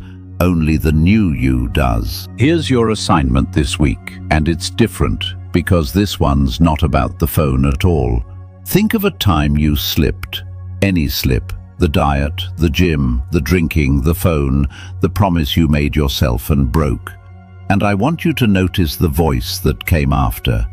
The one that said, "See, you'll never change. You're a fraud. Why even try?" Get familiar with that voice this week. Learn its face. Because that voice is not telling you the truth, and it is not on your side, and it has ended more comebacks than any relapse ever did. The slip doesn't beat you. The slip is survivable, always. It's the voice after the slip that beats you, the one that turns one bad night into, "Why even try?" into quitting for good. Learn that voice this week, so that next time you slip, you recognize it the second it opens its mouth, and you know exactly what it is. A liar standing on your chest, hoping you'll agree with it and stay down. Don't agree with it. That's the whole job. Don't agree with it.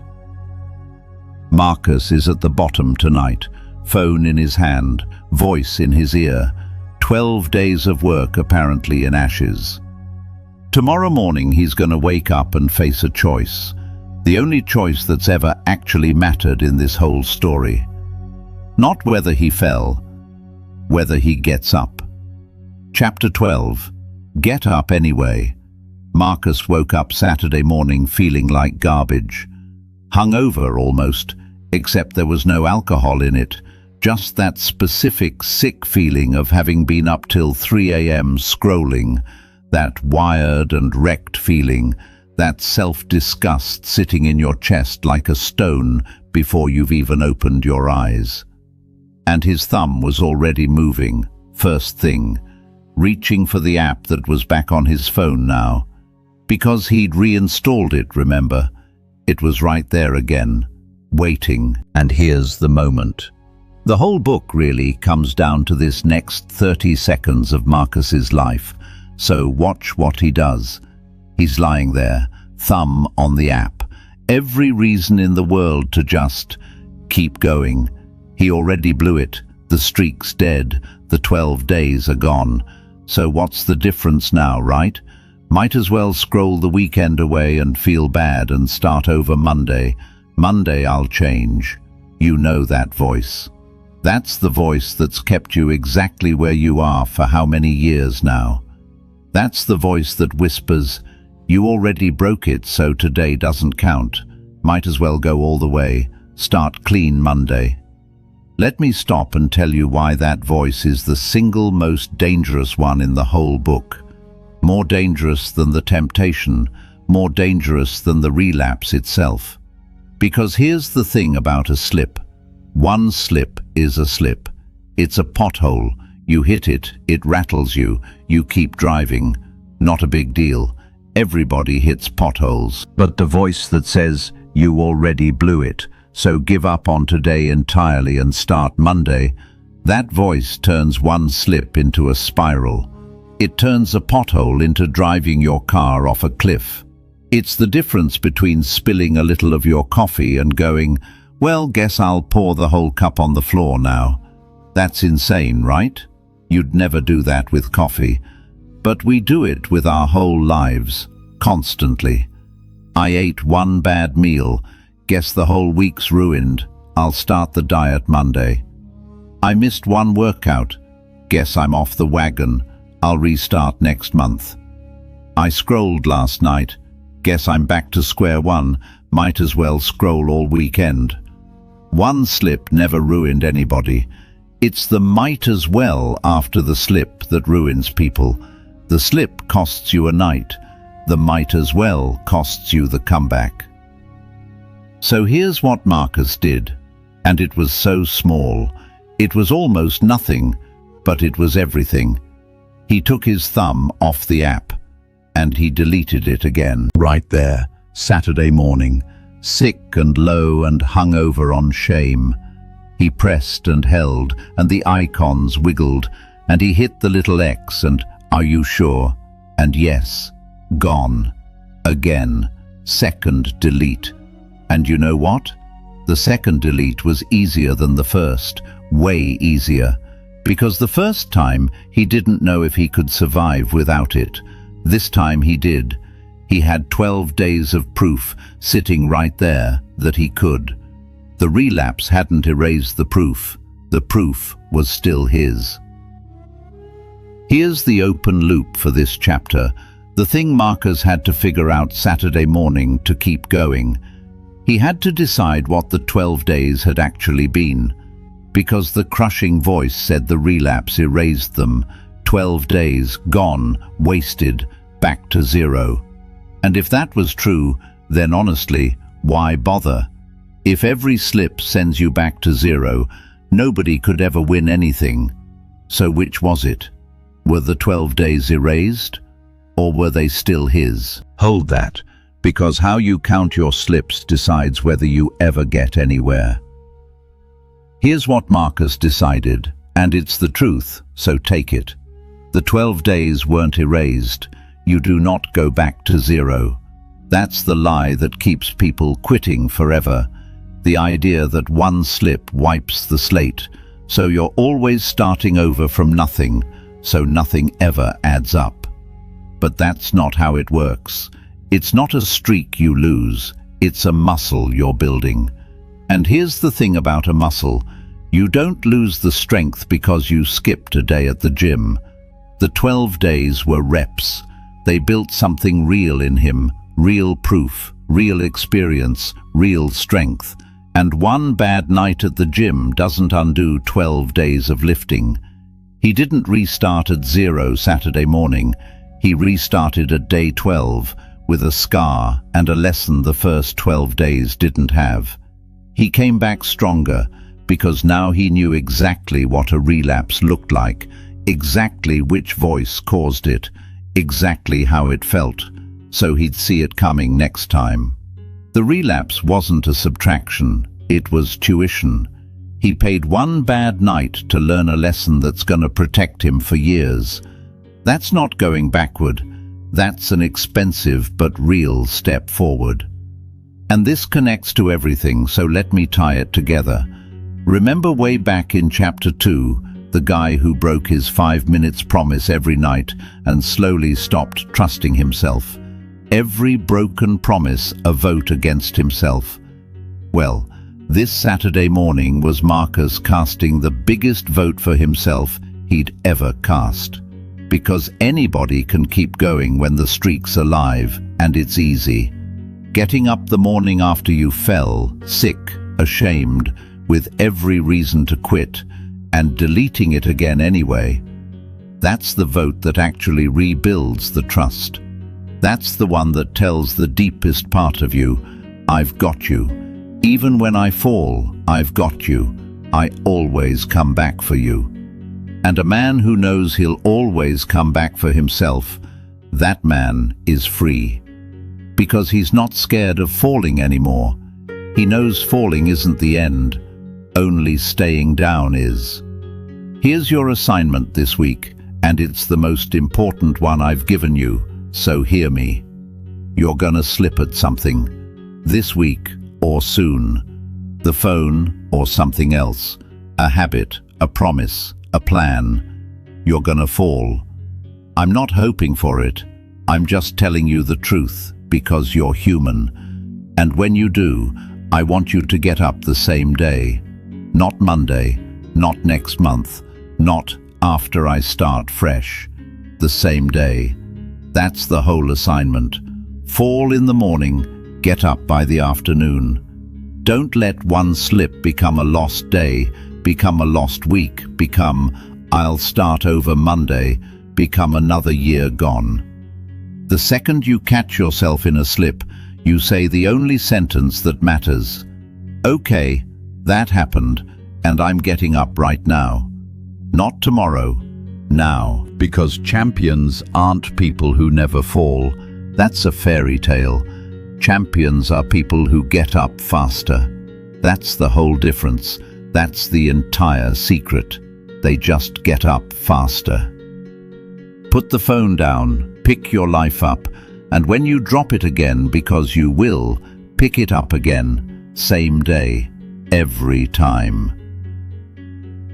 Marcus was back on his feet, second delete done, stronger this time, wiser, with a scar that taught him something. But he knew now where the machine came for him. It came in the weak moments. And there was one weak moment that came for him every single day, without fail, before he was even awake enough to fight it. The morning.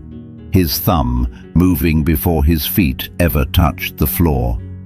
If he was going to win this for good, he had to win the morning. Chapter 13. Guard the morning. Marcus finally understood where he kept losing. It wasn't at night. It was the second he woke up. Here's what he noticed once he started paying attention. Every relapse, every bad day, every slide back, it started in the first 60 seconds of being awake, before his feet hit the cold floor, before his brain even booted up. His thumb would reach for the phone on the nightstand, on autopilot, and he'd be scrolling before he was conscious enough to decide anything. That's the whole first chapter, remember? Thumb moving before his feet touched the ground. That was the very first image I gave you of this guy. That reflex was the root of all of it. And here's why that first minute matters so much more than any other minute of the day. Because how you start is how you go. Think about it. You wake up, and before you've had a single thought of your own, you pour the whole world into your head. 100 strangers' opinions, bad news from across the planet, somebody's vacation, somebody's engagement, somebody's flex. That little sink of everybody's winning but me, all of it, mainlined straight into your brain in the first 90 seconds before you've even stood up. You've been awake 90 seconds and you've already lost. You've already got the sink in your chest, the comparison running, the low-grade anxiety humming. You haven't even peed yet and the day's already beat you. Marcus realized he wasn't a guy who had bad days. He was a guy who started his days bad, every single day, in the first minute, and then spent the other 15 hours trying to climb out of a hole he dug before his feet even hit the floor. Now here's the open loop for this chapter, and Marcus wrestled with it for a while, because it's not obvious. He knew he had to change the morning. But how? He'd tried just don't check your phone in the morning before, using willpower, and lost every time. because you can't win a fight with willpower in the first 90 seconds of being awake, when you're groggy and weak and not even really conscious yet. That's the worst possible time to ask yourself to resist anything. So the question was, how do you win a fight you're always going to be too weak and too asleep to win in the moment? Hold that, because the answer is the same secret from chapter 5, and once it clicks, it changes everything. Here's the answer. You don't win it in the moment, you win it the night before. Remember, you don't beat this machine with willpower, you beat it with strategy, by changing the battlefield while your willpower's still strong. And the strongest your willpower ever is not at 6 a.m. half asleep. It's at night, when you're awake and clear-headed, and you've just listened to something like this and you actually care. So you make the decision at night, when you're strong, that removes the need to decide in the morning when you're weak. And it's stupid simple. Marcus did one thing. He started charging his phone across the room, in the kitchen, not on the nightstand, not within arm's reach.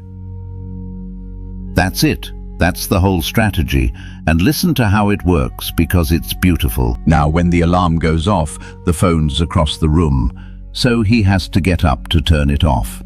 His feet hit the cold floor, feet first, for the first time in years, feet before thumb, and he's standing, and he's up. And by the time he's walked across the cold apartment to the kitchen to silence it, he's awake. He's vertical. He's a conscious human being making choices.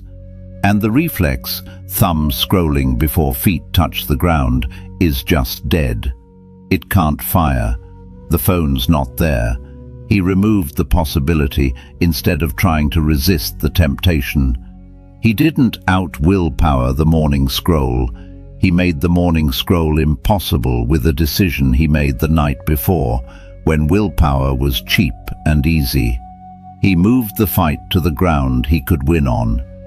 And then he did one more thing, and this is the part that turned not losing into actually winning the morning. He filled that first empty space with something small and his. Nothing huge, remember. I'm never going to tell you to meditate for an hour or journal 3 pages. You're too tired for that, and so was he. He just did one small thing that was his, before the world got a vote. Some mornings it was standing at the window with a cup of coffee, hot coffee for once, not the cold break room stuff, just looking out at the street waking up. Some mornings it was 3 minutes of stretching on the floor. Some mornings just sitting on the edge of the bed in the quiet, planning one thing he wanted out of the day. The point wasn't what it was. The point was that the first thing in his head every day was now something he chose, instead of something a machine chose for him. He'd taken back the first minute. And when you own the first minute, you own the whole day, because the day flows out of how it starts. Let me connect this back because it's bigger than mornings. That first hour of the day is the ground where you kept losing. Everybody's got one. Some spot where you fall, over and over, same place, same time. For Marcus, it was the morning. For you, it might be the morning too, or it might be the couch at 6 p.m., or the drive home, or the moment you walk in the door to an empty place. Wherever it is, you don't win it with willpower and grit in the moment. You engineer it. You set it up in advance from a strong moment, so that when the weak moment comes, the win's already built in. You put the phone across the room. You keep the junk food out of the house. You lay your gym clothes out the night before. You make the good thing easy and the bad thing hard ahead of time, so that later, weak, tired, asleep, you win by default. That's not weakness, that's wisdom. Strong people don't rely on being strong in every moment. They know they'll be weak sometimes, so they build a life that catches them when they are. Here's your assignment. And it might be the one that changes your life more than any other in this book. Tonight, not tomorrow, charge your phone across the room, not on the nightstand, across the room, or in another room entirely, so that tomorrow morning your feet hit the floor before your thumb hits the glass. That's it. That's the whole thing. You make one decision tonight while you're awake and you care, and it wins you every single morning from here on out without you having to fight for it groggy at dawn. And then one small thing that's yours before you touch that phone. Coffee at the window, 3 stretches, 1 quiet minute deciding what you want out of the day. Anything, as long as it's yours and it comes before the world's. Take back your first minute. It's the cheapest, highest payoff thing you'll ever do. Put the phone down, pick your life up, and guard the morning like your whole day depends on it, because it does. Marcus had the mornings now. Feet first. The world got his day only after he'd already claimed it. But there was still a hole in him. The lonely quiet from Chapter 8 hadn't fully gone away, because taking the fake company out of his life left a real gap, and a real gap needs a real thing to fill it. He couldn't just delete his way to a good life. At some point, he had to build one. And that started with picking up the phone to actually call somebody. Chapter 14, Call the Guy, Don't Text the Feed. Marcus was lonely, and he finally figured out why deleting apps hadn't fixed it. Here's the thing he'd gotten wrong. He thought the phone was the problem, and it was, but taking it away only got him halfway. Because underneath the scrolling, remember from Chapter 8, was loneliness, real loneliness. And you don't cure loneliness by deleting things. You cure it by adding something, a real person, a real voice. And Marcus had spent so many years with fake company in his pocket that he'd let all his real friendships go quiet. Let me paint you where he was. 3 weeks in now, mostly clean, phone across the room at night, feet on the floor in the morning, doing good. But it was a Sunday afternoon, Sunday, the loneliest day, the scaries already creeping, and he was just sitting in his apartment. Fridge humming, rain, again, it's Ohio, it rains a lot. And it was quiet, and this time the quiet wasn't peaceful, and it wasn't the withdrawal itch either. It was just lonely, plain human lonely. He wanted to talk to somebody, a real somebody. And here's what he caught himself doing. His hand went for the phone, not to call anyone, to post, to throw something out into the feed, some story, some update, and wait for the little hearts to trickle in and pretend that was connection. And he stopped, because he saw it clearly now, the whole rotten trade. That's what the feed does. It offers you a fake version of the exact thing you're starving for. You're lonely, it gives you a crowd, but the crowd isn't real, nobody in it knows you, and you get up from it lonelier than before. You want to be seen, it gives you likes, little hearts from people who glanced at you for half a second between other people's posts. You want connection, it gives you contact. And contact is not connection. 100 likes is not one friend. 1,000 followers is not one person who'd pick up at 2 a.m. if you were falling apart. Marcus had traded connection for contact for years and wondered why he was starving at a full table. So he did something that felt weirdly hard, harder than deleting the app, honestly. He scrolled to his buddy Dave's number, an actual old friend, a guy he'd let drift, hadn't really talked to in months, just the occasional like on each other's posts, that hollow thumbs-up version of friendship. And instead of texting, instead of liking something, he pressed call. And then he sat there while it rang, feeling ridiculous, Feeling like calling somebody out of the blue on a Sunday was a strange, almost aggressive thing to do now. You feel that too, right? When did calling a friend start to feel like such a big deal? When did we get so used to the little hearts that an actual voice started to feel like too much? Dave picked up. "Yo, everything okay?" Because that's what people say now when you call. They assume something's wrong. And Marcus said, "Yeah, man, everything's fine. I don't know, wanted to see how you were doing." And here's the open loop, the thing Marcus was scared of in that little silence right after. What if it's weird? What if we've got nothing to say? What if that friendship's just dead and I'm about to feel even lonelier? Hold that, because there was a real risk in it, and that risk is exactly why most people never make the call. Here's what happened. There was a 2-second awkward pause, and then Dave just started talking about his week, about his job, about some dumb thing his kid did, and Marcus was laughing, real laughing, and then he was talking too, actually talking, about the hours getting cut and the money stress, and he didn't plan to, a little bit about Sarah, about how he was doing better, and Dave said, "Man, I've been worried about you. You kind of went quiet on us." And something in Marcus's chest just cracked open at that. "You went quiet.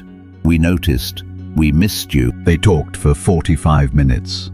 45 minutes. On a Sunday afternoon that would have otherwise been scrolling and loneliness and the scaries. And when he hung up, Marcus felt full, actually full. That fullness the feed had been faking for years and never once delivered. One phone call did what 10,000 scrolls couldn't. Because here's the truth about people, and it's maybe the most hopeful thing in this whole book. Everybody's lonely right now. Everybody. That guy you think has it all together, the friend you drifted from, the person you assume is too busy for you. They're sitting in their own quiet apartment feeling exactly what you're feeling. The whole world's gotten quiet and lonely together. All of us in our separate rooms, staring at our separate glass, starving for the one thing that's free and right there. An actual human voice saying, "I was thinking about you." So when you reach out, when you make the call, send the real message, the human one. You're not bothering anyone. That's the fear, right? That you're bothering them. You're not. You're throwing a rope to somebody who's drowning in the exact same water you are. That awkward, "Why are you calling?" they open with, that's just the surprise. 2 minutes in, they're so grateful you called that they can barely say it. And this is what picking your life up actually means when you get down to it. It was never just about putting the phone down. Putting the phone down is only the first half. The second half, the real half, is what you pick up instead. And the best thing you can pick up, the thing that fills the hole the scrolling left, is people. Real ones. Voices, faces across a table.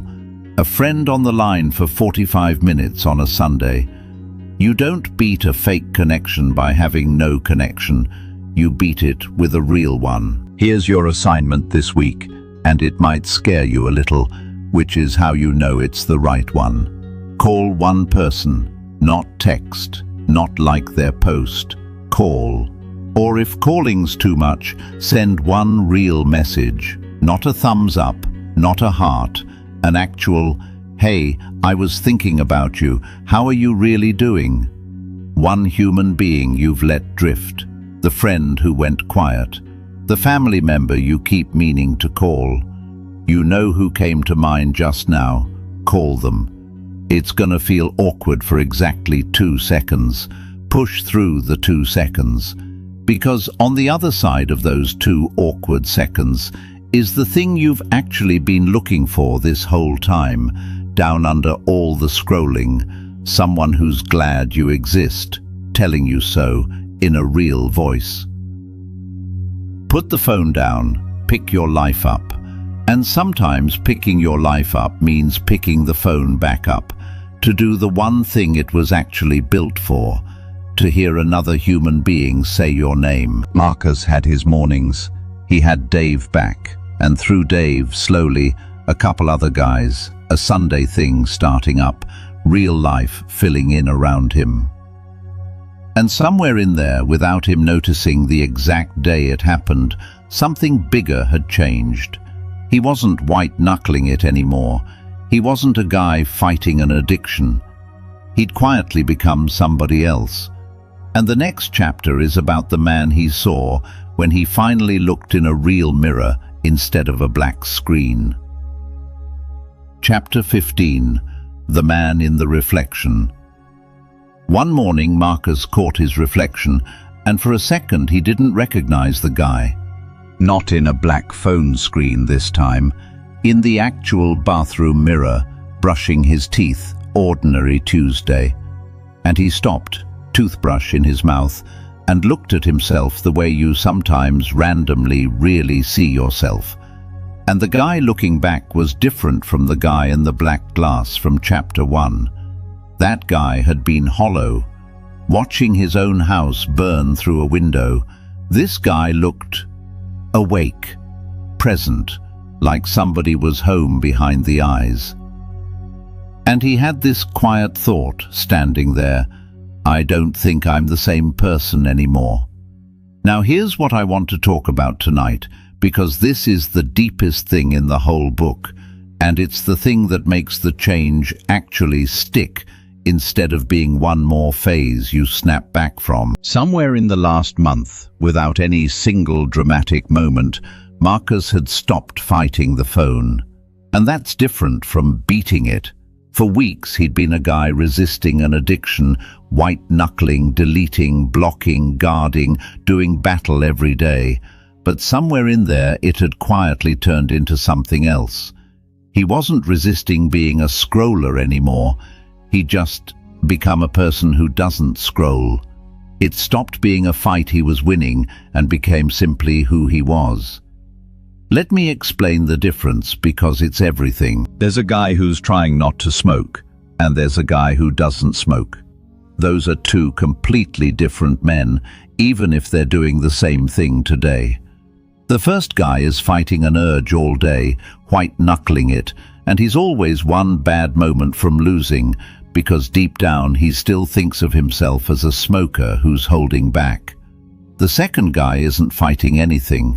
Somebody offers him a cigarette and he goes, "No thanks, I don't smoke." And there's no struggle in it at all, because it's not a battle, it's just who he is. The urge doesn't even really come for him anymore, because there's nothing there for it to grab. Marcus was becoming the second guy, and that's the only version of this that lasts. Here's how you know the difference in yourself. It's the sentence you use. The white-knuckle guy says, "I can't scroll." Can't. Like there's a wall he's holding himself back from, like he's being deprived, like he'd love to but he's not allowing it. That's exhausting.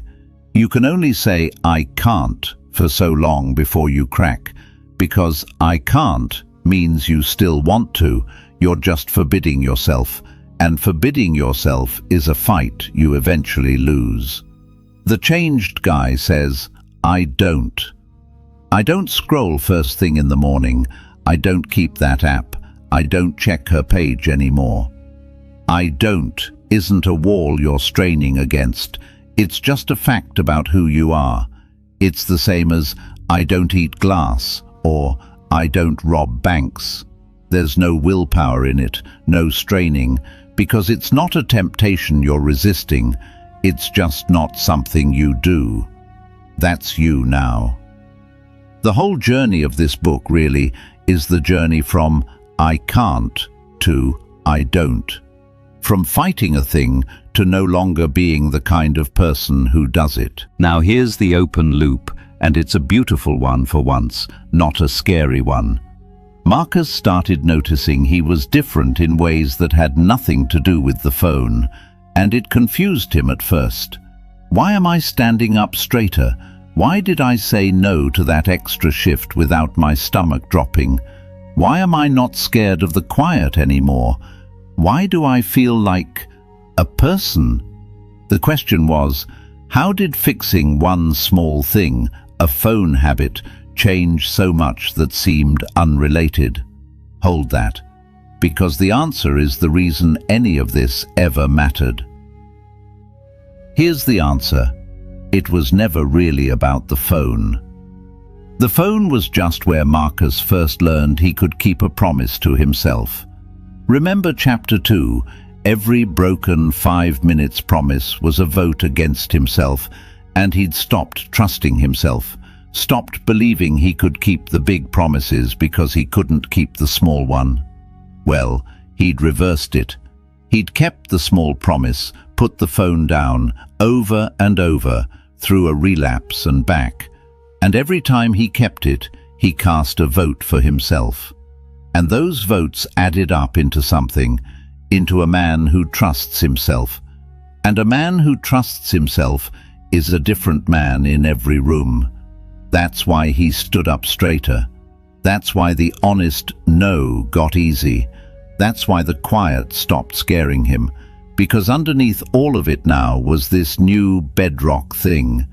I do what I say I'm gonna do. I've got my own back. Even when I fall, I get up. And a man who knows that about himself walks through the whole world differently. The phone was just the first domino. It knocked over everything.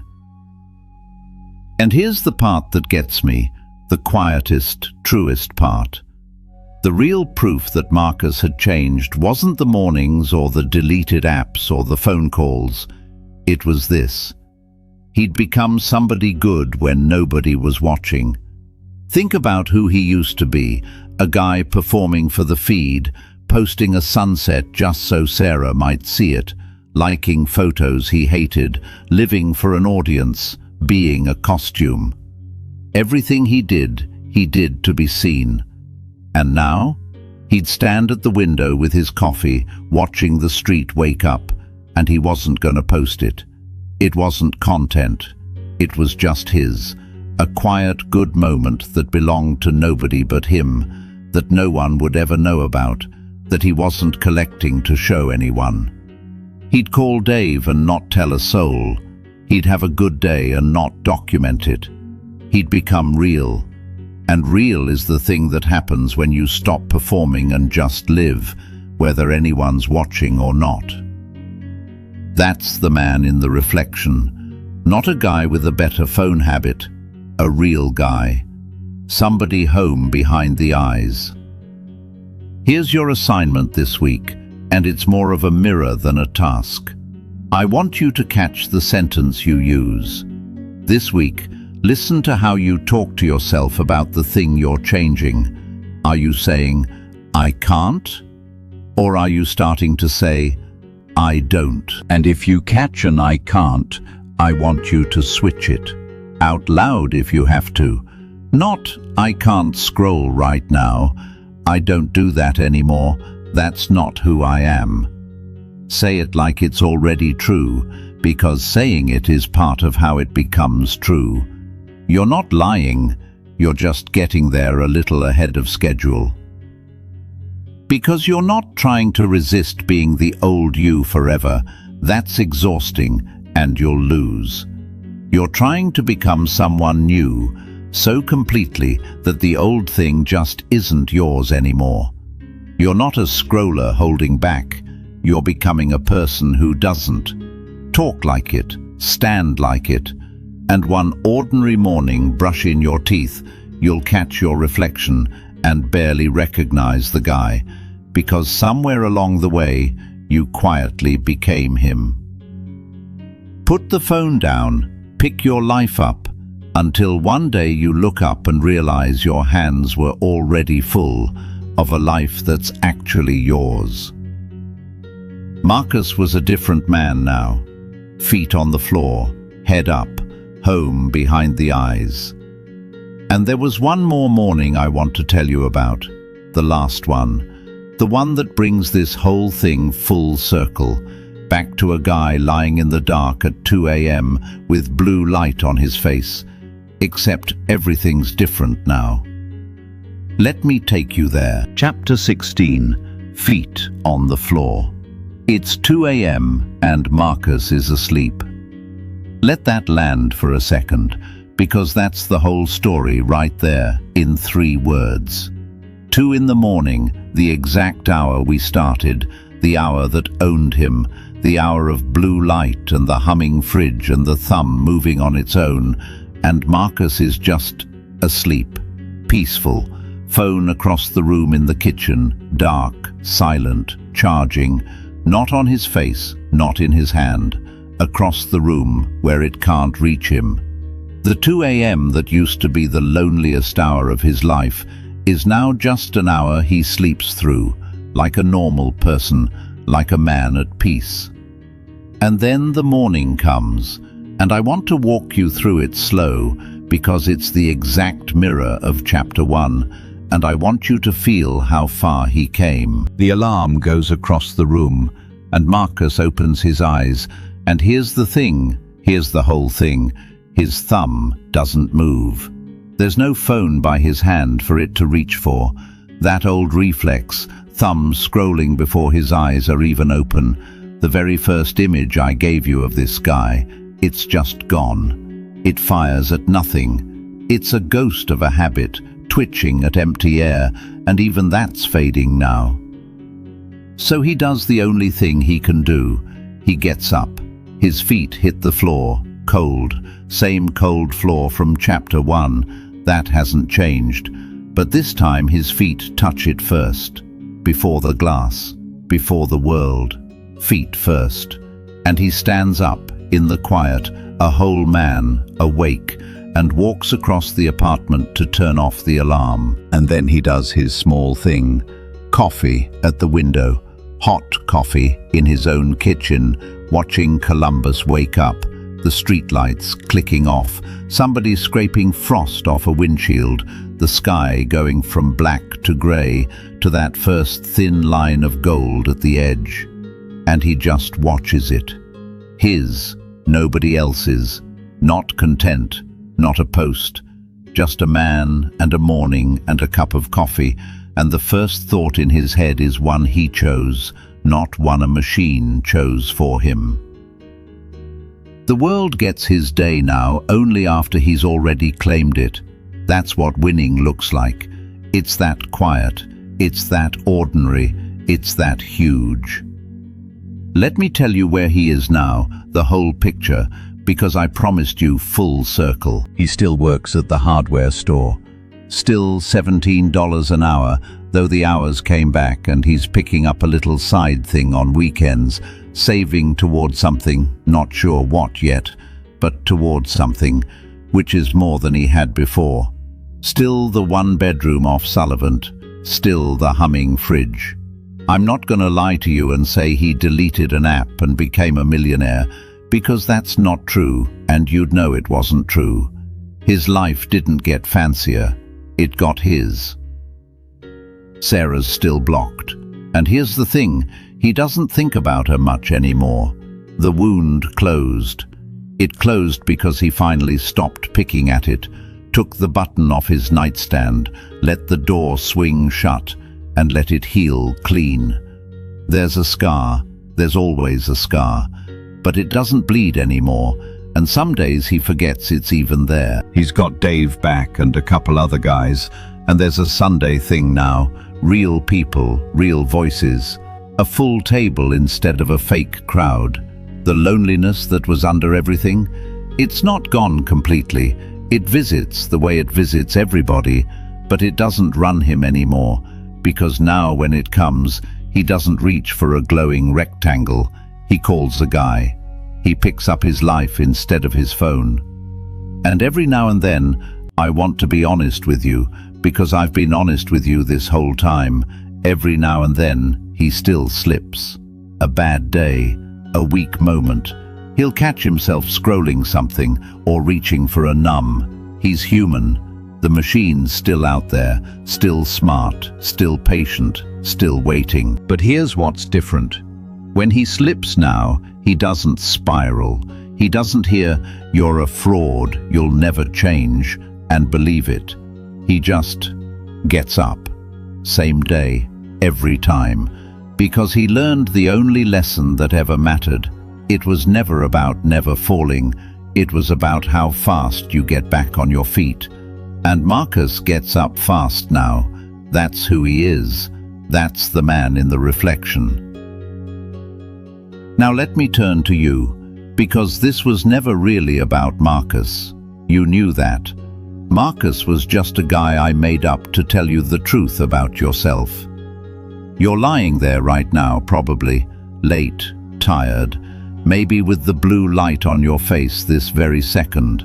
And everything I described in Marcus, the thumb that moves on its own, the girl who already left, the 6 hours a day, the sink of everybody winning but you, the empty hand, the 2 a.m. reflection in the black glass, you recognized it, all of it, because it's yours too.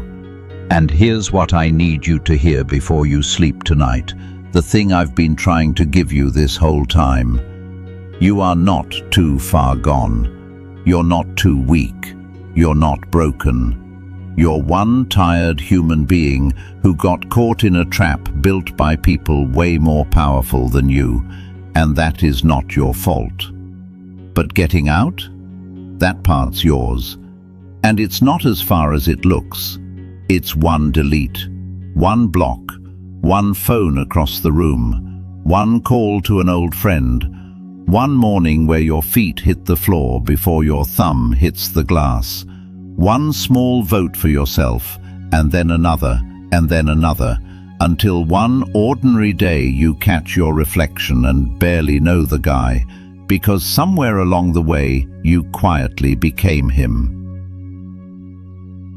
Marcus started exactly where you are. Same bed, same 2 a.m., same hollow reflection in the same black glass. He wasn't special. He didn't have anything you don't have. He just one night got tired enough of watching his own life burn through a window to finally do one small thing about it, and then another. And that was enough. That's always enough. So here's the last thing I'm going to ask you to do. Not this week, right now, tonight.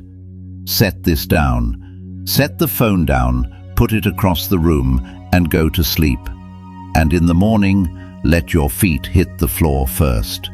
That's it. That's the whole beginning. That's the first small vote. Everything else grows out of that one. The world's right there, friend. It's been right there the whole time, on the other side of the glass, patient, waiting for you to lift your head. The sunsets, the old friends, the quiet mornings that belong to nobody but you. A whole life sitting there that's actually yours. Go get it. Put the phone down. Pick your life up.